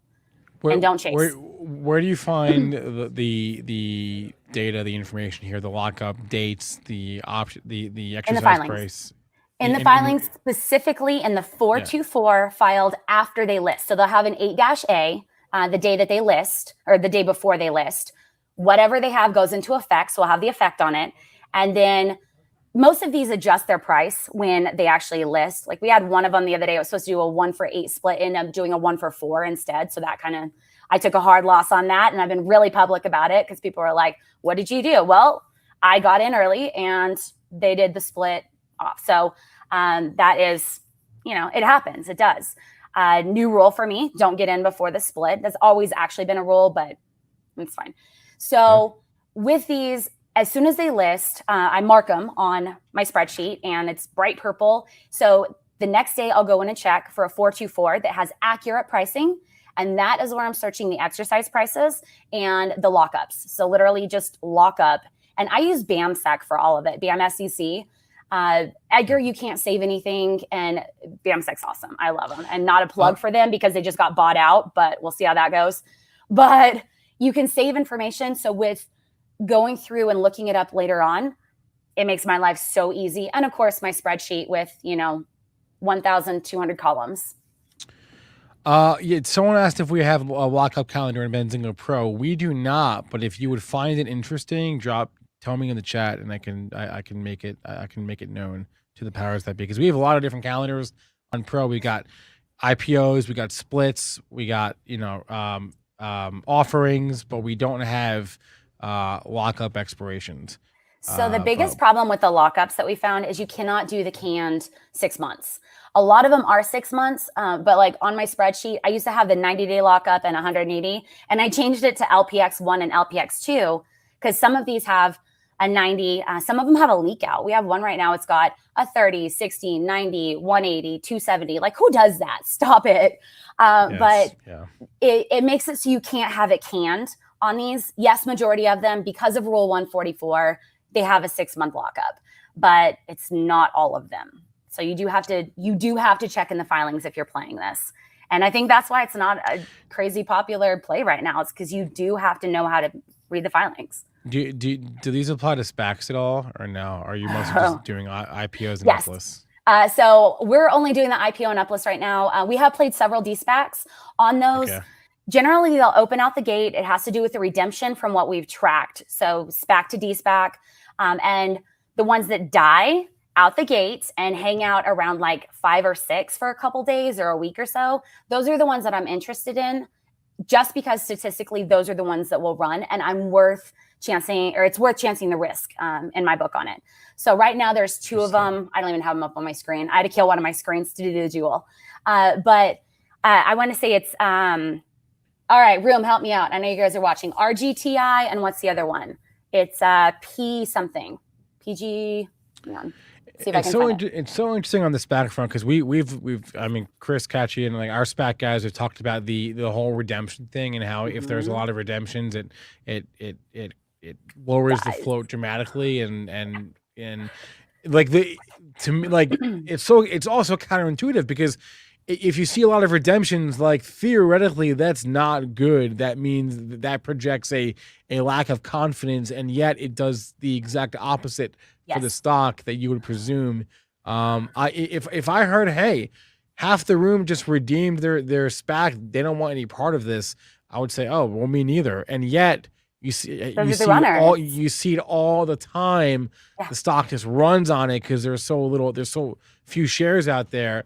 Counterintuitive moves, to say the least. We started tracking the redemption. So I use SPAC Track, and they have the general information on it, but I wanted exact numbers. So we've been going through all the de-SPACs and finding the actual redemption numbers, and then comparing it with what the outstanding should have been to see what the difference is. And the ones that have the high redemption values are the ones that die out the gate, and then they run like crazy. We just had a couple of them. I don't have that screen up, unfortunately, but we just had a couple of them that were at like 6, 7, 8, and then they went to 20 and 40. Who does that? Like, thank you. But if you don't know that, yes, the ones that die, yes, the ones that have the high redemption are the higher probability. And yeah, it's totally counterintuitive on how it sounds. But yeah, we're starting to track those. We've only played a couple of them, and it's never out the gate, ever out the gate. So they de-SPAC, we give them a couple days to shake out, and the ones that die the most are the ones we're the most interested in. Yeah. Aly Angel, link to her Twitter is in the description. Here, I'll put it. It's also on the chat too, by the way, but I'll put it on the screen because you guys need it. Trading Fit Girl, all lowercase, on literally everything. And I actually just got my website back up because I was super sick of Vimeo. So Vimeo, I don't even know how to say that. Like, I'm tired of them. There's a Twitter up on the screen, guys. There she is. Aly, always a pleasure as Thank you, Spencer. As the chat just went, and so I agree with it. Your energy is infectious. Thank you. And you're bringing me up. I mean, it's like an overcast, rainy day here in hey, Detroit, it's cleaning the world. You can walk your dog later, and their feet won't get dirty. It's cool. Oh, that's some positive spin I haven't heard before. All right. Welcome. Thanks a lot, Aly. All right. Happy Wednesday. Bye, guys. All right.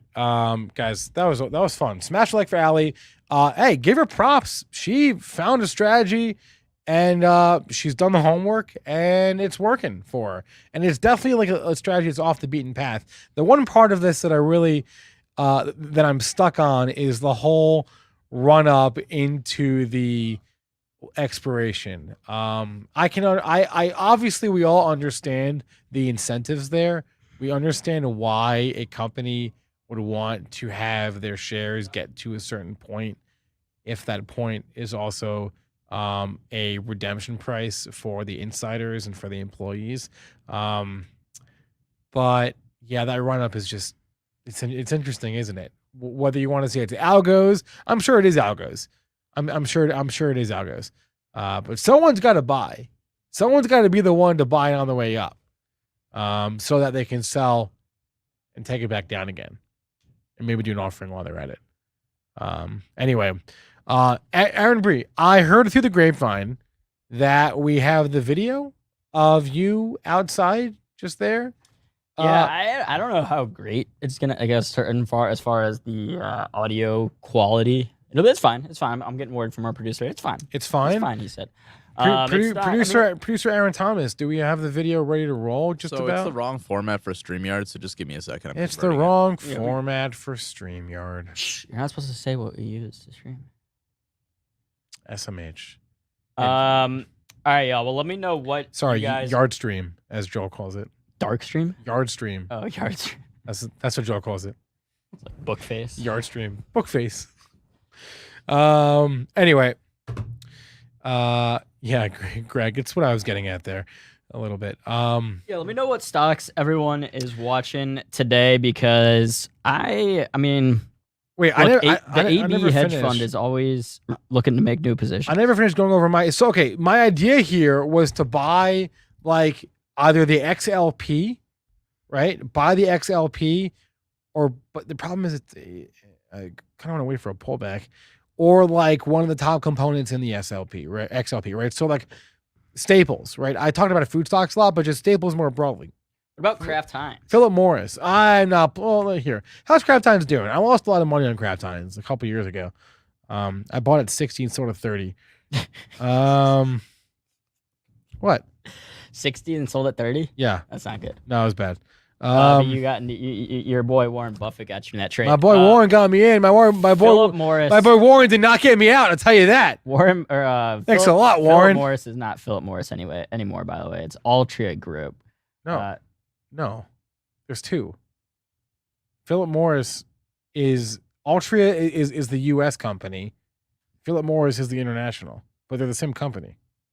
But like PM is different. Okay, than MO. Yeah, but they're different subsidiaries of the same. Altria is the U.S. business. Philip Morris is the international business. I don't understand that. What's not? What do you mean? So like they both sell cigarettes. But you want Altria is just the U.S. You want the international one? Well, I mean, I only mentioned Philip Morris because it's a very large weighting of the XLP ETF, which is why I brought it up. But so is Altria. Well, so who cares? Just like what we were talking about earlier. Fine, I'll do Altria. In uncertain times, in times of uncertainty, there are certain vices that do well. People still buy. Can I pull cigarettes? up this chart? Dark Wait, matter. can I pull up this chart? Dark matter and battle rap. You got me. Philip Morris and Altria are separate. Okay, wait a minute. Altria here. Altria. Sorry. Is that are we knocking on the door of all-time highs? Are we? No, not even close. Not even close. When in doubt, scroll left. What's the all-time high here? Our very last mitzvah truck. All-time high here is 75. Well, we are at a 3-year high, just about a 3-year high. Should I buy some Altria here? Altria makes. Should we buy some MO? Dude, should I make cigarettes? I don't know. My MO. Do you want to be invested in a company that's trying to get little kids to vape? Dude, they got that fat divvy, don't they? Spencer, it's not fat divvy, but look at that 6.8% yield. Get paid. Get paid to own this stock. What can I just see the brands under? I want to see all the brands under Altria because they own Juul, right? They wrote it down. They invested in Juul, and they wrote it down by like a lot a couple years ago. That was a bad one. That was a doozy. The Juul stake was not a good move. All right, I'm getting into Altria's investor deck right dark now. matter. It's got a nice thick dividend. I love my dividends, nice and thick. I also. Right, I'm buying some MO. Oh my god. What? You're the one that told me to do it. I was gonna buy the other one. You said no. Look at Altria. Well, I thought Philip Morris had just become Altria. Obviously, I was misinformed that that there are two separate companies. But I'm trying to find all the things. Literally, the first thing on the investors for Altria is talking about their dividends. So they know that's what they're known for. They know what people. Yeah, look, you go to investors at a glance. First thing on here, Altria declares regular quarterly dividend. Explore investor relations, dividend information, very first thing. All right, so let's go to events, presentations. See, these are just the earnings calls. I want like the actual investor deck. All right. Altria acquired. Where is the investor deck? All right, how about this? All right, but now I have to go. Now I have to go here. I got to go to the ideas widget in Pro. Oh wait, let's not do it. Oh, here we go. This is what I was looking for. All right, before you do that, okay. Our company is moving beyond smoking. Altria. Which first of all, let's talk about the marketing kind of PR spin for Philip Morris to choose Altria as its name, because Altria, the root of the word derives, it means like health and wellness. It's like a cigarette company becoming Altria, which means so what is it? Okay, yeah, so they're in Juul, Kronos Group, and InBev. How are they in InBev? You know? Wait, they don't own InBev. No, I'm not saying they own, but strategic investments. They're invested in InBev, okay, Juul, and Kronos Group. Dude, the whole Anheuser-Busch InBev corporate structure is massively confusing to me. So I don't even know. But they're not. I don't know anything involving Anheuser-Busch or InBev. I have no. There's like 3 different stocks for the same company. I don't understand it, and I don't want to understand. So and then Kronos is, of course, it's too much for me. A cannabis play. So Altria has its hands in different. It has its fingers in different places. Right here, it's got some different investments. I mean, I don't know. If you're long ultra, you're long smoking, you're long vaping. Like I wouldn't be surprised if we see a big shift where kids aren't. Who knows? No, of course not. This is not a long-term thing here. I just added my idea to the ideas widget in Benzinga Pro, though. It's an inflation hedge, and the stock is looking to break out to a 3-year high. This is a swing trade. MO is your ticker. Again, I'm on the ideas page in Benzinga Pro. Check. We got some recent ideas there popping off. I see Ryan in there. I see James in there. There's my idea for the day. Altria shares acquired for a swing trade. On the long side, not an investment, not a day trade. I'll probably have to monitor this for the coming days and weeks, and just you know what, I should if I was prudent, if I was smart, I would throw out a stop loss in there. My favorite dividend. Where would my stop loss be hypothetically? Let's talk through this right now. My stop loss would be, where would I want it to be? A little bit of a trend. Yeah. That looks good, right? That low from the 29th. What's that? 51.20. That looks good. Maybe 51. Just a nice rounder number. Yeah, all right. Let's throw out a stop loss at 51. What were you going to say? We were talking about dividend stock. So my favorite dividend stock right now is 3M. Triple M. Also, is that all-time highs for 3M? No. It's not? No, not even close. Oh, wait. What the hell? 3M Wait. Why did I think 3M was breaking out? I don't know. I don't know either. I don't know. All right. 3M has been a dog Yeah. in a lot. You can see it was in a downtrend before COVID even hit. And then the markets brought 3M lower. Then 3M, the stock did very well throughout a lot of COVID because, of course, 3M is making a lot of masks, a lot of things that people were buying during COVID. But since then, the stock has come back down in large part because of a lot of lawsuits surrounding the company. 3M is facing a class action lawsuit right now related to some earbuds. I know Happy Muhammad in the chat was saying that he knows someone who had an issue with some of, maybe it wasn't 3M earbuds, but it was similar, like the earplugs that you put into your ear. I guess they were getting stuck. Oh, the cheap ones that we've all used. The little cheap foam earplugs. They got stuck in his ear? In people's ears. Like that, like this whole class action lawsuits about people's ears getting effed up from these earplugs. But I think, and this is similar to what we were talking about with Apple earlier, that in times of uncertainty, you want to see what institutional investors are doing, what money managers are doing with their money. And I think they're going to come and see 3M and say, okay, here's a stock that offers a good dividend, an attractive dividend, and the stock has potential to also appreciate, right? Because if you're worried about value stocks getting hit right now, 3M to me is one that, who knows, maybe investors look at and say, hey, this has already been hit, already down, 20, 30% from its recent highs of around 200 back a couple months ago.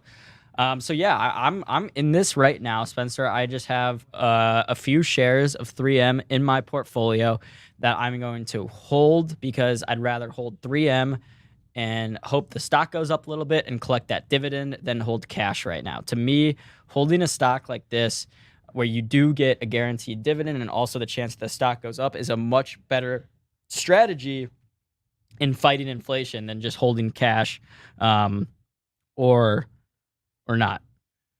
AJ asked about my Altria trade. It was small. This is a small trade for me. This is my Webull account, so just 10 shares. Nothing too crazy here. But I didn't know about that at all. But 3M is also a staple, and it's alarming then that it would be lagging in this environment. Not great, Bob. Well, that's the thing is, I mean, there is a reason the stock's down, and it's these lawsuits. I'm just making the bet that, okay, now we've already gotten that. We've gotten the negative catalyst. We're through it. It's priced in. Now we're in a position where we can move up higher from here. So whether that ends up being the case or not, to be determined.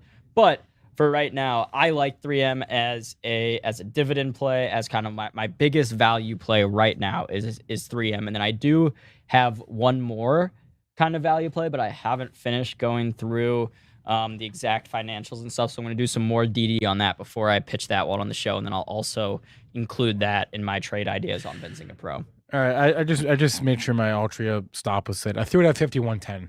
threw it at 50. 51.20 was I think what I said, but I just threw it at 10 cents below that just to give myself a little bit more room. Hey, by the way, that video's ready. Oh, the video from an hour ago, of Aaron outside. That's the one. That's the one. Oh wait, also before we do this, did you see this, Spencer? Hold on, I gotta find it. You know Joey Votto, obviously, right? Are you talking about TikTok or something? Yeah, well, just social media in general. So Joey Votto hasn't been on social media like his whole career. This guy's been in the MLB for like 20 years playing for the Cincinnati Reds. No, it's like 15 years. And he's never had like social media, Instagram, TikTok, or anything. Yeah. What did you see about it? I don't know. I just saw a thing of him dancing. Oh yeah, that's what this is. It's so funny. Like this is, and he's like the last guy I would expect. Wait, is that him on the left? Yeah. All right. Why is he wearing Is he wearing Harry Potter robes? Yeah, because I guess this TikTok was like got my Ron Weasley wig back, and she's dancing, and now he's making fun. I don't know. Maybe he just had this on deck, ready to go. He's flexible. That's impressive. I know for like a 40-year-old man. Yeah, it's pretty good. All right, okay, you can take that off now. But I just thought it was funny. Yeah, it was funny. Apparently, he's already deleted his TikTok though. Compliance. All right. Hey, before we bring on our next guest, here's the rundown for the day. We're gonna have Tony Benson on.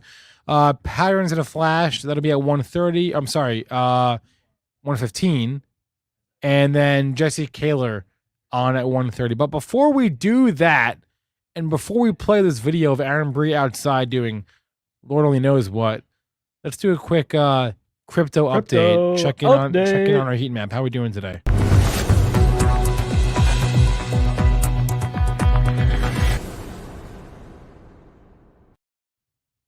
Where's my heat map? There it is. All right. Hey, look at the red.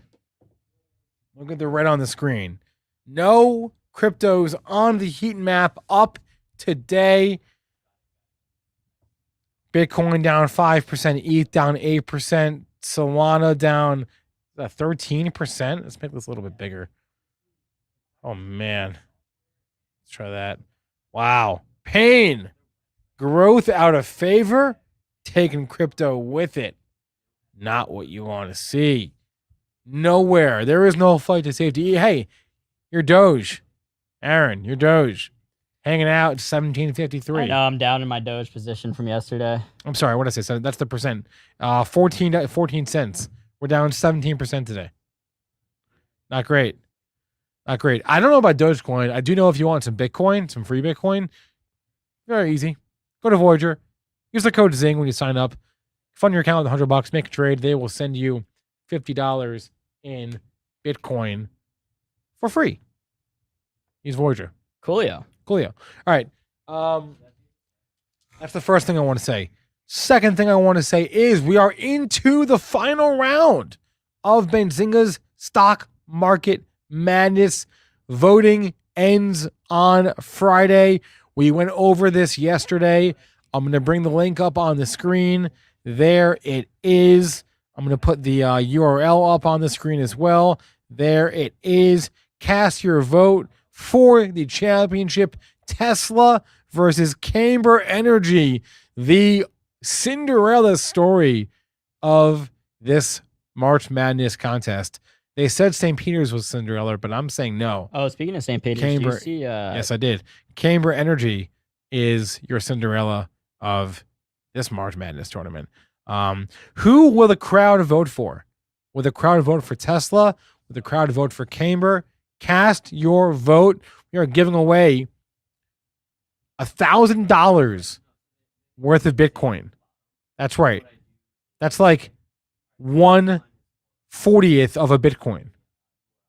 Is that right? More or less? I think so. Cast your vote. There's the link. Once again, benzinga.com/stock-market. The Benzinga Stock Market Madness contest is sponsored by Public. Public.com is the investing platform where you can build a modern day portfolio your way. Invest in stocks, ETFs, and crypto all in one place.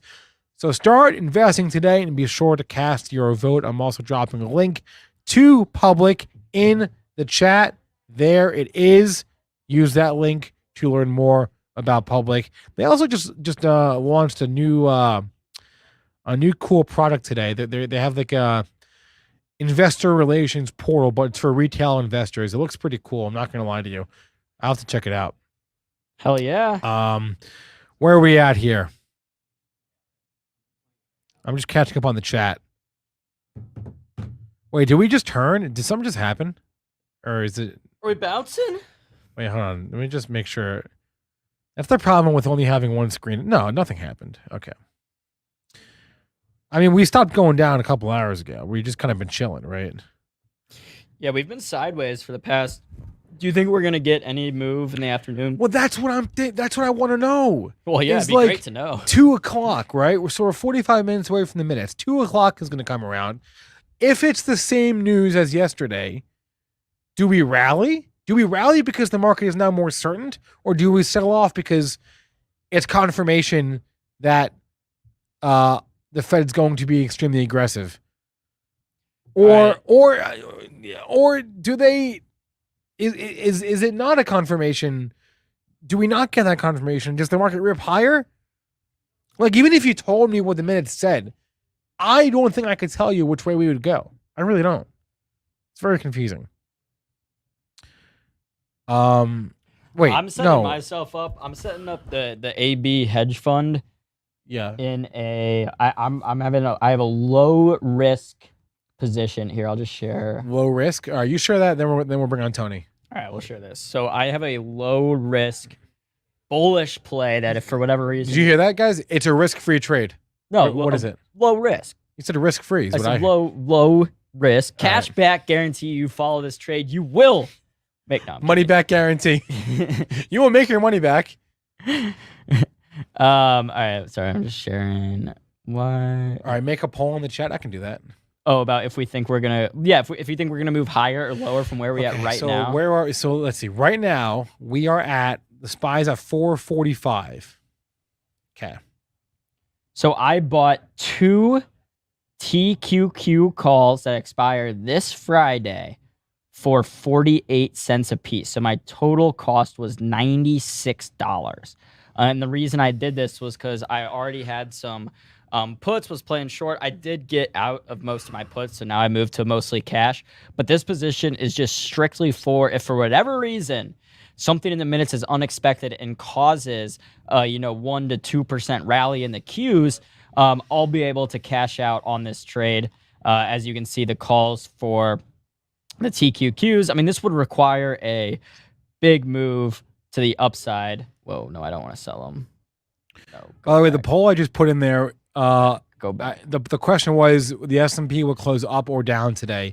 The people that are going to vote for down have a huge advantage, obviously, because we're down 1%. Wait, I said from this point forward. I know, and I kind of changed it. All right, so as you can see, the break-even price for this contract is 8%, which this is a triple leveraged fund. So we would really need about 2.5 to 3% in the Qs before Friday. But I don't even really need it to get to my break-even point. I just need this thing to move up and move up quickly. And if it doesn't, oh, well, I can say, hey, it was a low-risk trade. I'm just playing this for the minutes. But all right, let's bring on Tony Benson, patterns in a flash. We'll talk some charts. We'll talk. We'll see what Tony's watching, and then after that, maybe we'll get to the video that we filmed outside. That'd be nice.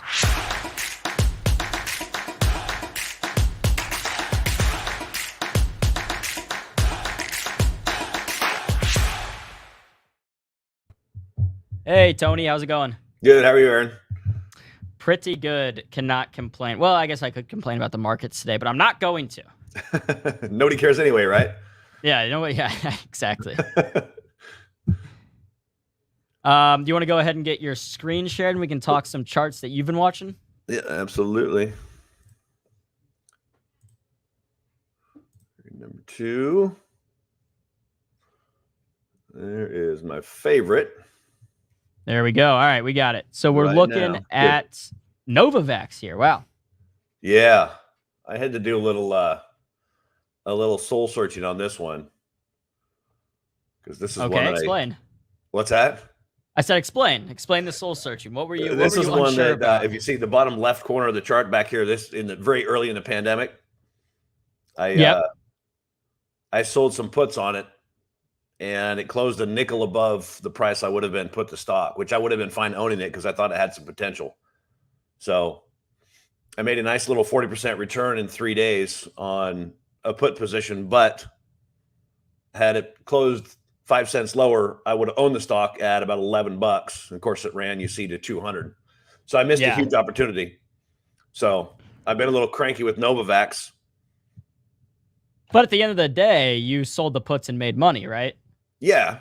Okay. That still doesn't stop the the frustration of missing out on a monster, right?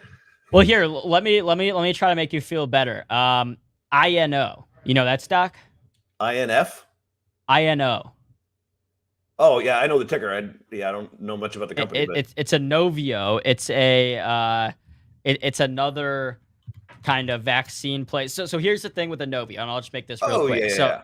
So Inovio in the past, in years past, right, when Zika broke out, when Ebola, Inovio was a name on the street where they were like, oh yeah, we're working on this vaccine, and the stock ran up in these previous times where we got these diseases, and then it came out that maybe the company wasn't that far ahead in their research as they put on to be, and the stock crashed. And so a lot of people, like from the outright, were like, oh my God, this company's so fraudulent. Here comes Inovio again saying they have the COVID vaccine. And I bought, I want to say, so right on that initial run up in January, I bought puts on Inovio, like $5 puts, and the stock like ran up to like $20 or something, 30, I think, at its height. And I lost all this money on it. And then the stock crashed, and everyone's like, yeah, this thing's a scam. They're fraudulent. And I was like, see, I told you. I knew the whole time. So I was right, but I still lost money. Too early. I've had that issue before. I could have bought, I mean, obviously in retrospect, I should have bought calls, and then I should have bought puts when it got up to that point where it was going to crash down from. But still, so I hate this company, lost money on it. I don't think they ever put out any sort of COVID vaccine or anything. So I don't know why this stock ran to $30 other than the fact that they said they were going to. And I guess no one did their history research and found out that, oh my God, this company's done this before. Yeah, a lot of hype. I think Novavax, same thing. $325 was a little overdone. Yeah. All right. But you want to go back to the Novavax chart? Yeah. So basically, I mean, well, and this is where the soul searching came in. Is like, am I trying to punish this stock for not giving me a huge win earlier?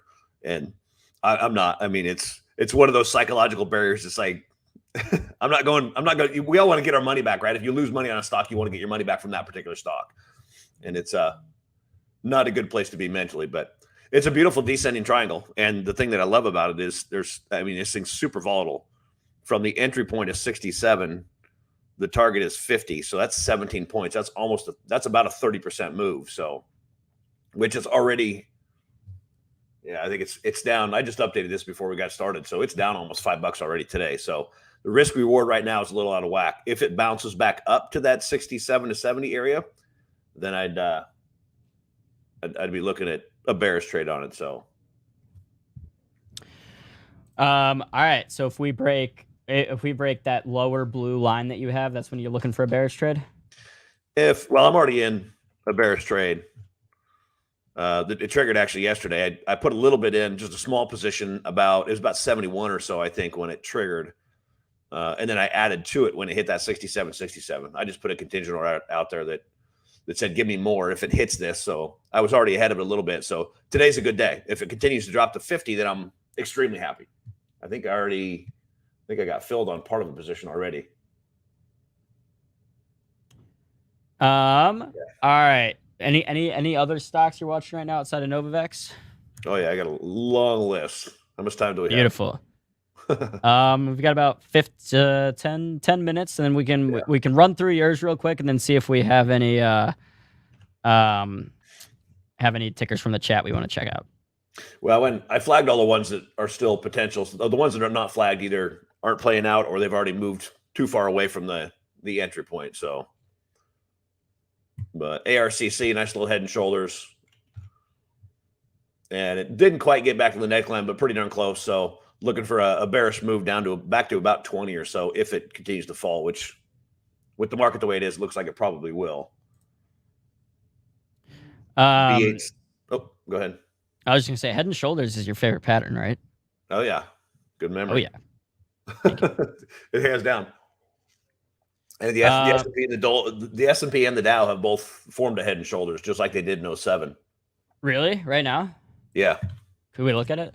they did break up a little bit, but I don't want to hear that. I don't want to hear you compare the S&P 500. I don't want to hear you compare it to 2007. That wasn't a fun time. well, it's not there. It is on a daily chart. It's a little bit better. It's not beautiful, but it's definitely there. We got the left shoulder here and you'd call it a complex head where there's multiple heads, and then a right shoulder, kind of two. We did break above this first shoulder. So there's a debate whether it's negated or not, but if we can't get back above this 46, if we break back down here and crack that neckline again, then odds are it's going to keep going. But if you look at that, and then this is 07. This one's a little bit, definitely a prettier head and shoulders as far as from a technical perspective, but that's the head and shoulders in 07. And it cracked it and then rallied up, tapped the neckline, and then the crash came. So it's I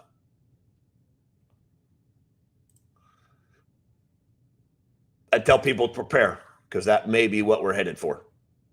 You never know, but it looks like that's a pretty solid potential at this point, with everything going on with the inflation and all the interest rates are going up, and the housing market is almost sure to slow down some. So retailers are getting beat up pretty bad, except for Walmart, which is really irritating.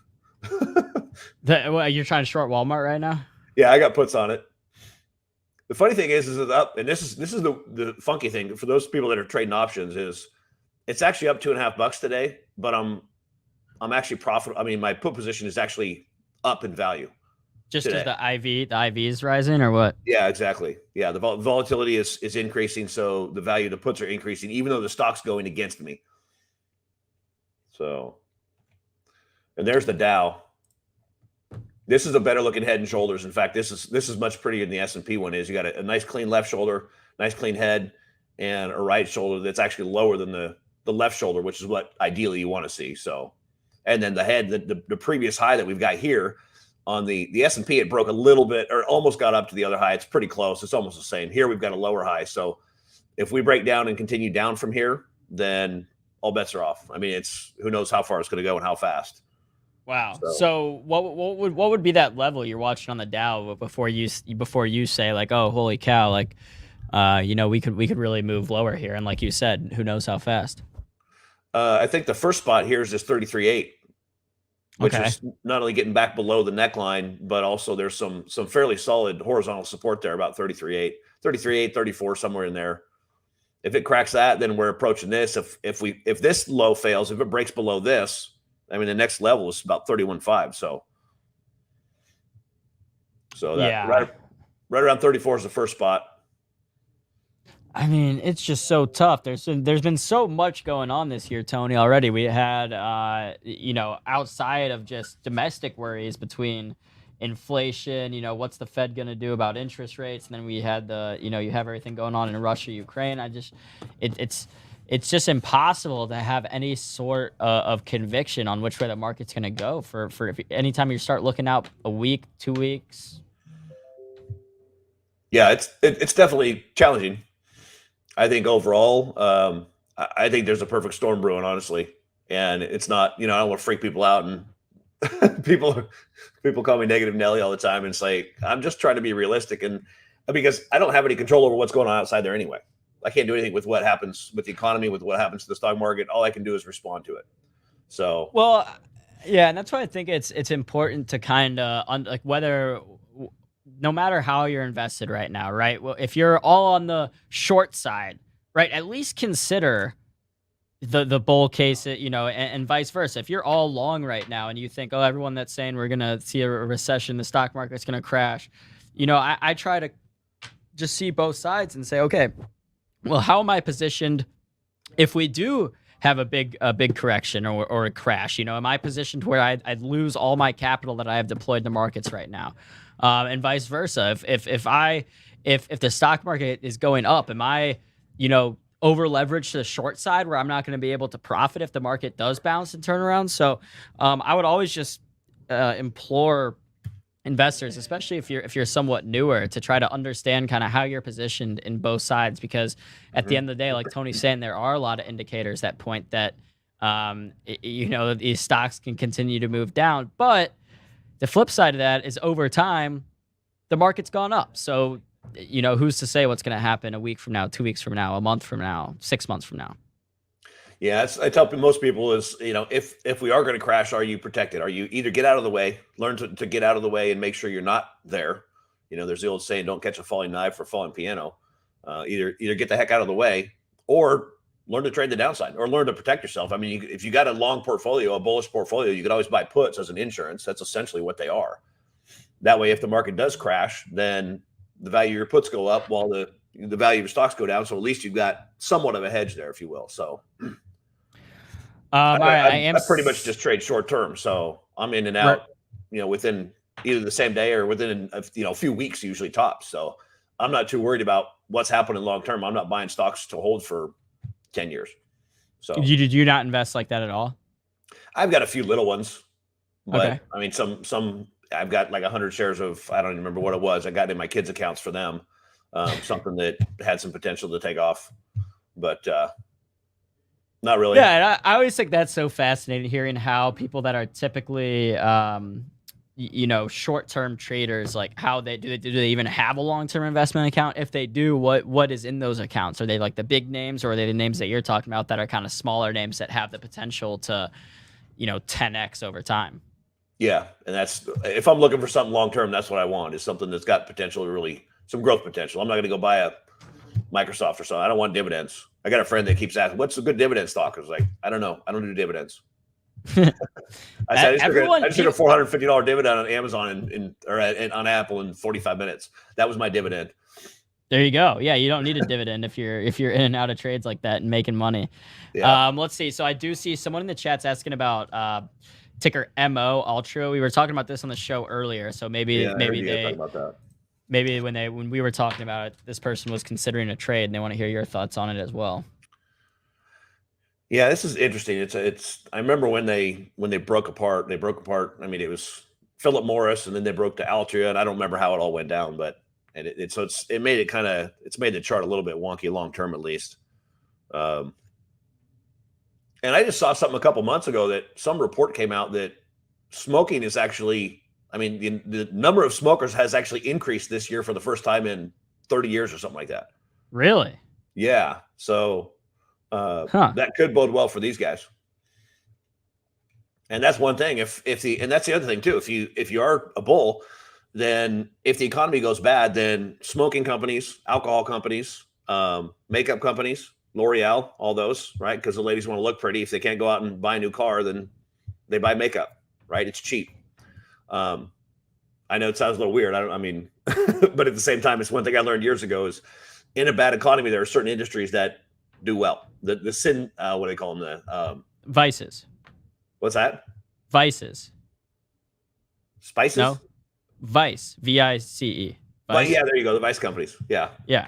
So I was talking about that earlier too. Like, for some reason, like candy and like, alcohol. Well, I know why alcohol does well in hard times, but like you're saying, like some of the other things, makeup, like all these like things we can look back and historically and seeing what does well in recessionary times. And then also, like, some of these names, like if you're talking about makeup stocks or Philip Morris, if the stock market does turn around, there's a chance those stocks do well anyway. So I do like that idea of trying to find some of these stocks that you're protected with if we do get a kind of bigger correction, recession, etc. Yeah, they either survive or they thrive, or at least they don't get beat up as bad as some of the other ones. So, holy cow! Happy Muhammad in the chat saying he pays $20 for a pack of cigarettes in Canada. Is that Canadian or U.S.? What? U.S. dollar. Well, he put the U.S. dollar sign, so I assume USD, not CAD. But I don't really know. Well, I don't know. I don't smoke cigarettes anymore. I've never had a cigarette in my life, which is why it's ironic that I now own a cigarette company. Oh yeah, Spencer bought some good. Ultra earlier. Yep. Yeah, that's how it goes sometimes. But yeah, as Tony far as bet. Yeah. I didn't even look at the chart on this, but I think if it breaks out 53, there's a target up at about 56. Oh, there you go, Spencer. You can squeeze it out for The all-time high is up there about 95, which $3. Yeah, give me all $3, please. I'll take that. Wait, I'm trying to figure this out. Looks like at the log scale, S&P 500, where the upper of two channels from 1929 and 1932 extend to this year, we are at the top of the channel. Okay. Time out. Who uses log charts? I don't know. On a long-term picture, maybe, but Whoops. Shit. Does anyone use? What do they say? So look at I don't know. All I know is that there are a lot of people that have been calling for a big crash for a while. I think now more than ever, that's picking up a lot of steam just because of all the uncertainty out there. But look, at the end of the day, right, and we've talked about this on the show before, which this is different because I know, Tony, you're doing quick in and out day trades. But we've talked about how being in the market over time is more important than timing the market. So I don't know how, like I said, if you're not protected to any move on the downside, I would look into how to do that, whether that's through SPY puts, something like that. But I wouldn't put all your eggs in the basket of like the market crashing tomorrow, because if you do that, historically you'd be in trouble if you try to do that a lot. Yeah. Tony Benson. Sorry, I didn't mean to interrupt. You finish your thought. Oh, I just, look, and that's the funny thing. Whoever brought that up, I'm not sure who that was, but when you look at the crash at 29 and 30, and that's the part and there's lots of periods here. If you look, I don't know if I can do this quickly or easily, but after that crash, it took a long, long time to recover. So if we do, and that's the big thing is, again, I don't know if we crash or not. And honestly, it doesn't matter to me from a big picture perspective, whether we do or not. I'm going to survive either way. That's one of the beauties of trading short term is that you don't have to worry about necessarily the long-term picture. If it crashes, it's no big deal.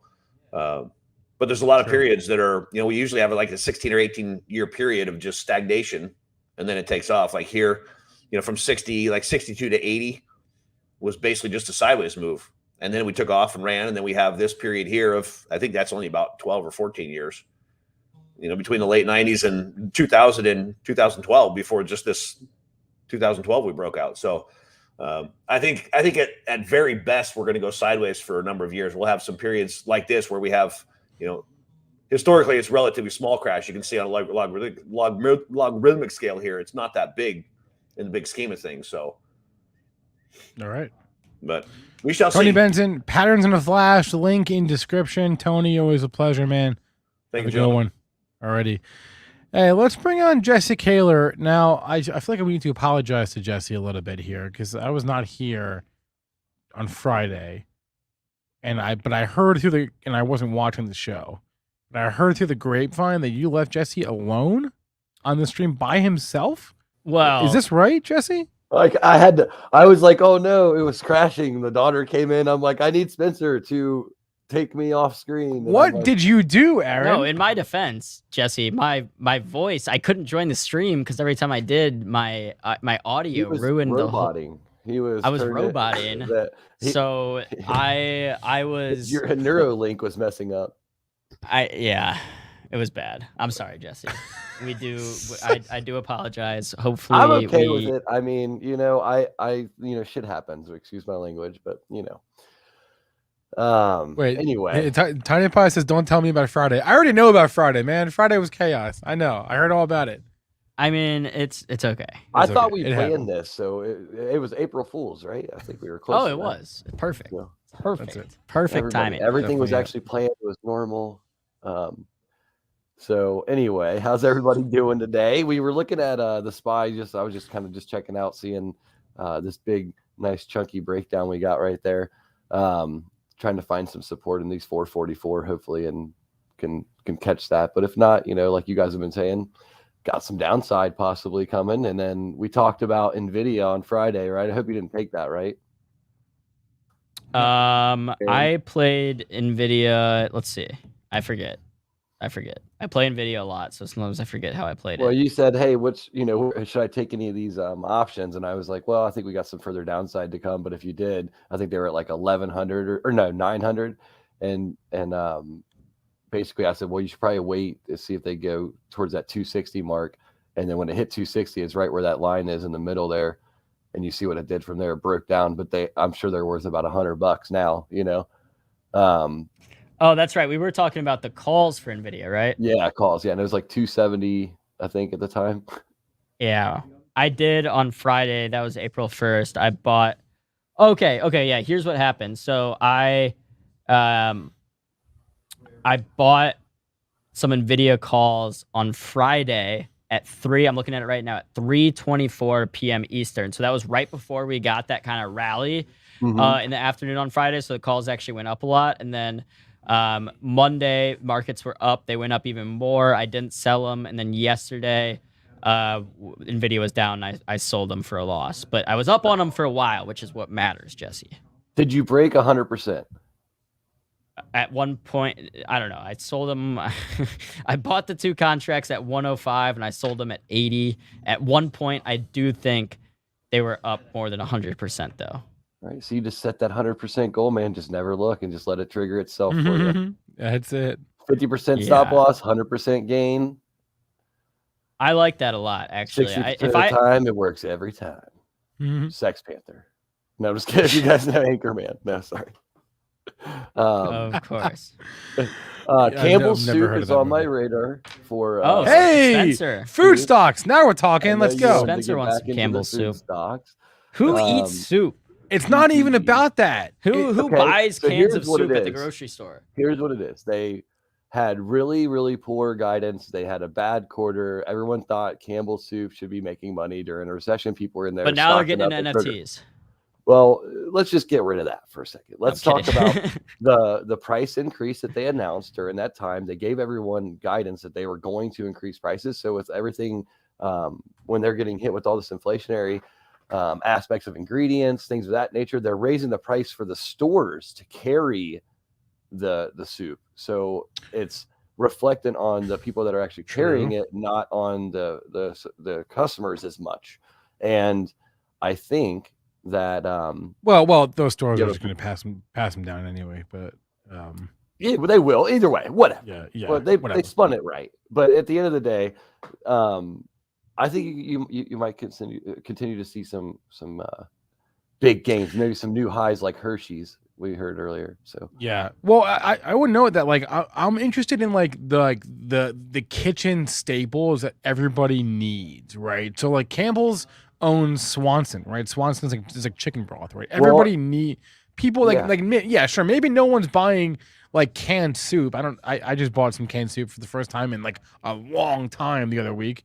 But like I don't buy it on the reg, but like Swanson, like people use this is like an ingredient that people use for things. So like that's where my head is at. So Campbell's, what do you got for me here, Jesse? So Metaverse, I just saw in the chat. I love this. He said, "What if my avatar gets sick and he needs to eat his Campbell's soup to get better in the Metaverse?" That's what I'm talking about. Need that dude. Campbell's NFT soup power. Like he's gonna have like a chicken noodle soup can is gonna be worth like some superpower. They got to be all over this. They got to be all over this. If they're not, what are they doing over there? Let's go. Campbell's soup for the Metaverse. Chicken soup for the Metaverse. Chicken soup for the soul, right? That's that stock actually moves too. Yeah, but they're also, in just another side note, they also have Goldfish, like the Milano cookie brand. Like I must think about, like those are all different. Like that all adds up, you know. Oh wait, my kids eating Goldfish today. You know, I like to go with what my kids are, what I spend my money on. I'm watching the market here too. Campbell's Soup owns Goldfish. They own Pepperidge Farms, which is I think the brand that Pepperidge Farms remembers. What?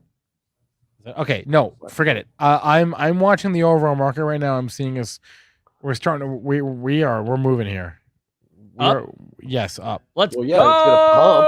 We're gonna pump up to 2 o'clock, and then they're gonna open their mouth. Pump into the dump. Woo! We're gonna pump into the dump. I'm selling AB hedge fund update. I'm selling my last BABA put. I'm officially out of all my short positions. I'm letting these TQQQ calls ride up 12% on them right now. So yeah. I don't know Hell if yeah, anyone in brother. the chat has noticed the Easter egg in the room. Did anyone notice the Easter egg that might be around, because it is around that time? So I had Wait, an hold on. We Easter gotta go egg. full. We gotta go full screen on your thing. Does anyone see anything in the Oh, in the view here? I can't I can't read that. Shaq Fu. I was Shaq going Fu. to pull out some vintage Genesis games that I had, because I didn't know if we had any gamers in the chat that might like some old vintage games, but I have a bunch of Wow. them. So I figured each week when I come on, we're gonna have a new Sega game. And Okay. it should Okay. last for a year. I have over 50, so we're good.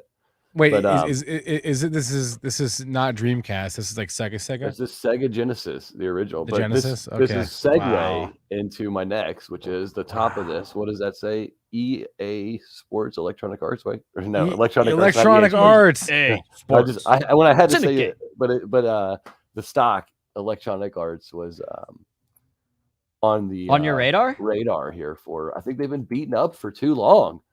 The downtrend, EA is my it's least. time- EA is my least favorite out of all the video game stocks. Compared to They're all pretty bad right now. Take-Two.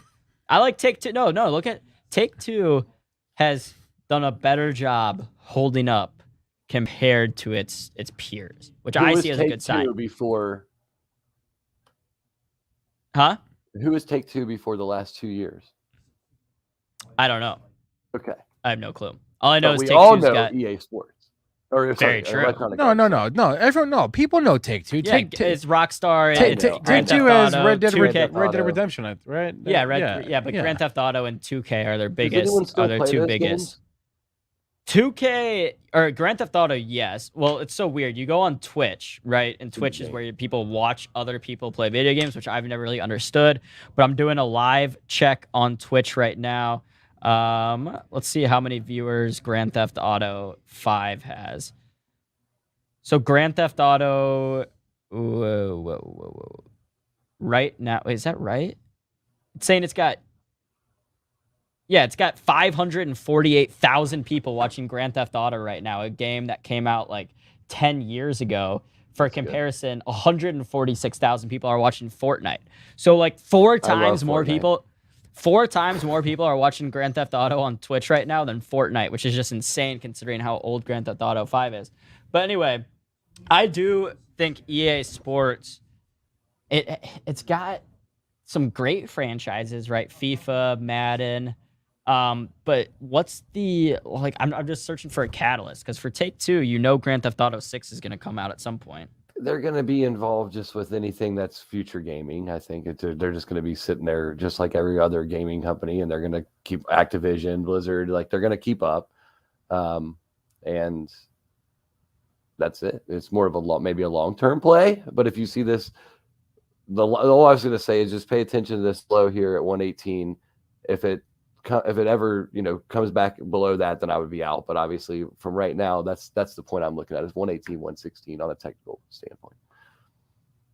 See what happened here, how it rallied back, came up, had another one right around this area. Well, it finally broke through that level, but it didn't flush, and it's not flushing again. So I think if it could get a little rally here. We'll see.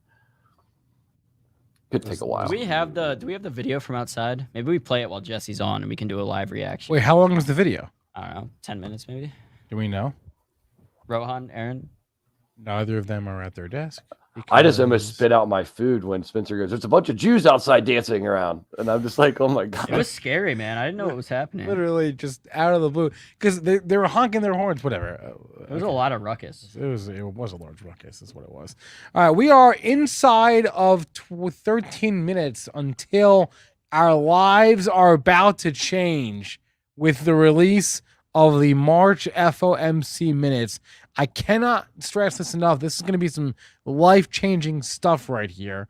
Our futures depend on the minutes here, the minutes into the minutes. So markets did turn a little bit. How are the Qs doing? Let's pull it looks identical to the SPY. All right. We're still red, obviously, across the board, but we are pumping a little bit into the 2 o'clock minutes release. Then, of course, you're going to have computers that read the minutes instantaneously, so we can't compete there, obviously. But what we can do, you know what? I feel pretty comfortable in saying this. Whatever the first move is after the minutes release, whatever that first move is off at 2:05 and 5 seconds, fade that move. Whatever the first move is, do the opposite. That's my Try take to here. guess ahead of time is what you're saying. No, just fade the move. Fade the first move. If it rips higher, sell. If it dips, buy. That's my take. That's my take on the Fed minutes here. Just goes to 452 by tomorrow. Wait, I'm on the queues. That would be insane. On SPY. Pull the SPY. All right. He said that would be insane. Wait, how high did we get last week? We got to 462 in the SPY. Yeah, that was, man. I'm definitely feeling like better about myself because I didn't do any buying. I got a little bit of cash I could put to work, a little bit. Didn't do any buying all the way down or all the way up. I will note that my opinion on the overall market has not changed. My opinion basically since the start of the year has been it's going to be a chop fest all year long. That's more or less what's happened. So I'm still in that camp, and theoretically I should buy. I'll tell you what, if we do get down to the 420 again in the SPY, I'll put some money to work. Get down to 420. All right, Yeah. 420. I mean, it's a bit of a way. We're 26 points away, so it would take at least a week for us to get there. I would hope. If not, that would be terrifying. So if you said it was at 462, and then we call 445. If you're just assuming 445 is the bottom, right? If you think if you're going long, then you're talking $17 is the whole move. And then if you just want to try to get 50% of that, you're looking for a $7 or $8 move to the upside. You're looking at 456, 455. So yeah, if that's kind of maybe a basis that some of these guys are looking at, that their risk is 445 right now, and then their profit is anything between now and 50%, I guess, from that last sell-off. So that's maybe a good way to look at it on the SPY. But if it breaks down and tries to go attack that 445 again instantly, maybe it flushes down like you said, and then freaks everybody out, and then you can go long once it goes back down to that 445 and take a position down there with that stop loss. All right, I'm just going back to my scanner, and I use this throughout the day just to look at things that are making big moves in the past few minutes. I'm not seeing anything that jumps out to me. Yeah, I like to hear that in the chat. Smash that like button. We wanted to get to 300 today. When I jumped on, I said we were at 150. Let's get to 300 somehow. They said we can't double like it though. Some of the people said so. I appreciate Hell that. yeah, No, let's I do can't it. Get double them like. likes up. You can double like it if you got another YouTube account. Make an account for your mom. Make an account for your grandma. Smash it. And just put it in their cell phone, and it just starts blowing up with Benzinga alerts every day. And they're like, "What is my phone doing? It's broken." Yeah. That's it. Let's go here. Let's keep going. I wanted to talk about P&G. That was another one that you named, and I've brought that up to you. P&G. I think Procter a few & months Gamble? ago. We were talking about Procter & Gamble together, and P&G, Cincinnati company. yeah, I see the twin towers downtown every day. They got the matching towers down there. Hey. So you have 154 and 157 there, and I was looking at this earlier, and I was like, man, they just keep on trucking along. It's just a good company. They create everything you use in your house to clean. It's like everything that everyone uses daily. So it's when you come to whether it's pandemic or non-pandemic, people are always cleaning. I feel like so it's kind of a no-brainer. That's true. That's true. And I know people that worked in the main office downtown, and they just talked about the in-depth ideas and the engineers and the creativity that comes out of that place. When they're just all the things that they're trying to do when it comes to what goes into just the tiny little tiny spaces between the paper towels and things like that. I thought it was pretty interesting. Yeah. Every time I'm in the airport, I'm always blown away, or not even an airport, just a CVS or whatever. I'm always blown away at basically all P&G and Clorox and all these companies make so much money by taking their products and just putting them in just mini containers, like travel size containers. There's a travel size for literally everything. Blows my mind. Just wanted to Yes, throw that there out is travel. Yeah, but we don't travel anymore. I mean, some of us are traveling in a couple weeks, right, Aaron? I'm just kidding. Some of us are going. Some of us are going to Miami. Yeah. Not all of us were invited, Nope. but some of us were. Yeah, I don't know how that happened. All right, Jesse. either. Well, it's always a pleasure to get you on. We got about kicking me 5 outta minutes here till the meeting. No, I don't know. You can hang out. I wanted to play at least don't a like couple me minutes. anymore? of this Wait, video. all right, wait. Let me go find our producers and go Punishment get for the last week. Let me go get the video. Hold on. No, here. You know what? I'm gonna go get the video. And Jesse, kid I'm gonna didn't let- break I'm in gonna- one Jesse, time I'm gonna- today. Jesse, I'm gonna hop to and let you take over the show. Just say whatever you want to say. Do whatever you want to do. I don't really care anymore. Oh no, he's here. I am by myself. No, Yeah, I was am. kidding. I I'm was just kidding. He's here. It's all by himself. He zoomed in and everything. I was like, do I got anything? I didn't do my makeup. All right. You didn't do your make. You're not show All right. right. What? The Did video's you see, ready. Did you see the thing I was talking about Joey Votto earlier? What? No, say what? What happened to my motto? What did you say? Nothing happened. Nothing To important. Joey Votto, he's been doing TikToks and Instagrams and things. Wait, nothing important happened with Joey Votto. The video's ready. Can we play it? Yeah, I don't let's see play it. it. No. Rohan just yelled at me. He said the video's ready. Oh, is it in the StreamYard? It's No, he said it's not in StreamYard. This is in It's in VMix. VMix. It's in VMix. Thanks, Rohan. Thanks, Rob. Yeah, of course. Thanks, Rohan. Let's go ahead. Oh, wait, before we play the video, can you just You don't want set the scene for us, please, Aaron, if you can. All right, so close your eyes. Okay, You're my in eyes are closed. Ancient Jerusalem. Okay. You open your eyes, and there are thousands, tens of thousands Okay. of Orthodox Jews running around, singing, Okay. dancing.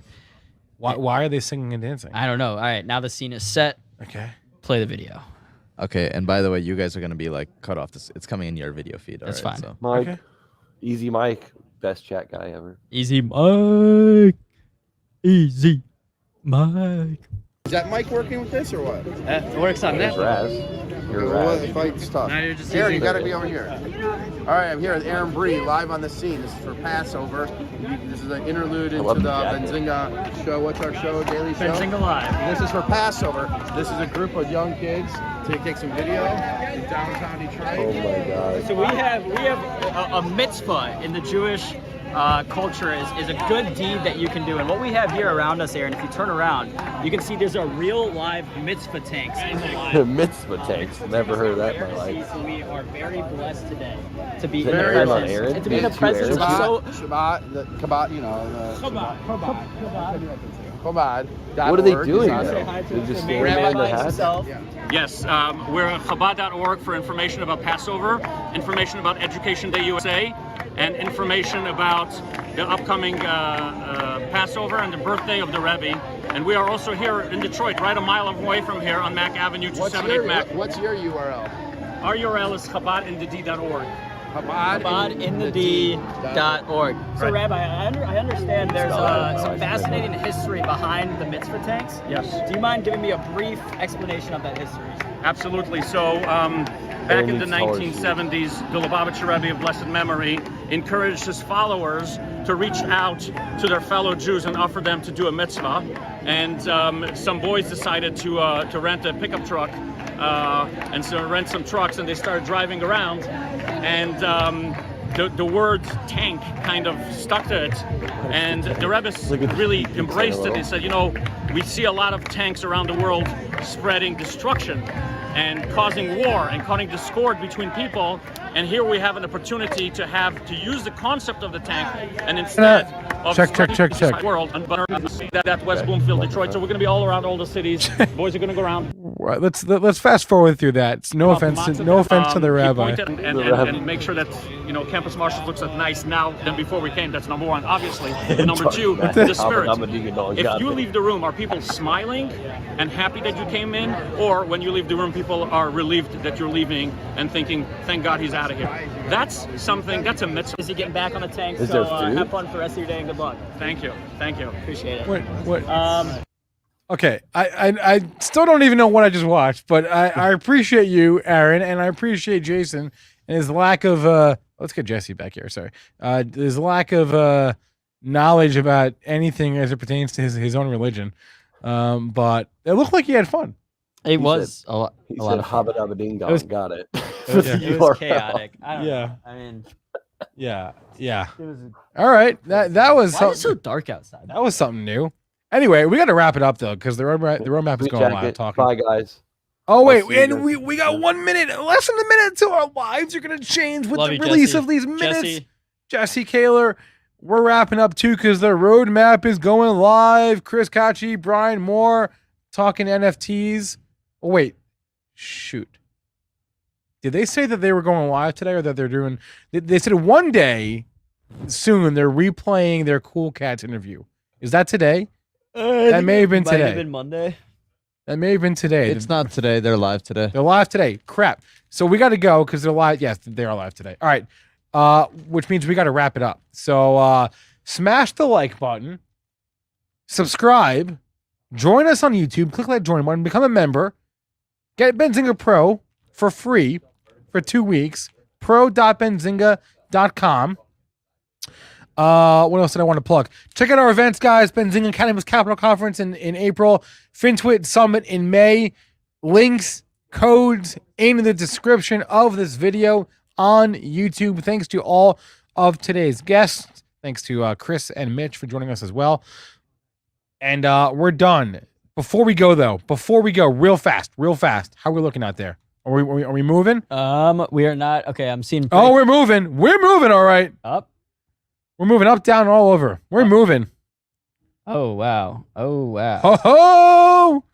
All right. Fed generally agrees on $95 billion monthly runoff. I have no concept for whether that's fast or slow. It sounds like a lot. We're ripping. All right, we got to go though. But we're popping. Are we going to close green today? That's the question. You know the answer. Wait. Whoa. That can't be real. What are we looking at? This is a 1 minute chart. Okay. 1 minute. Yeah. All right, guys. You know what to do. Smash the like. Love you guys. Do what Spencer says. We'll see you tomorrow.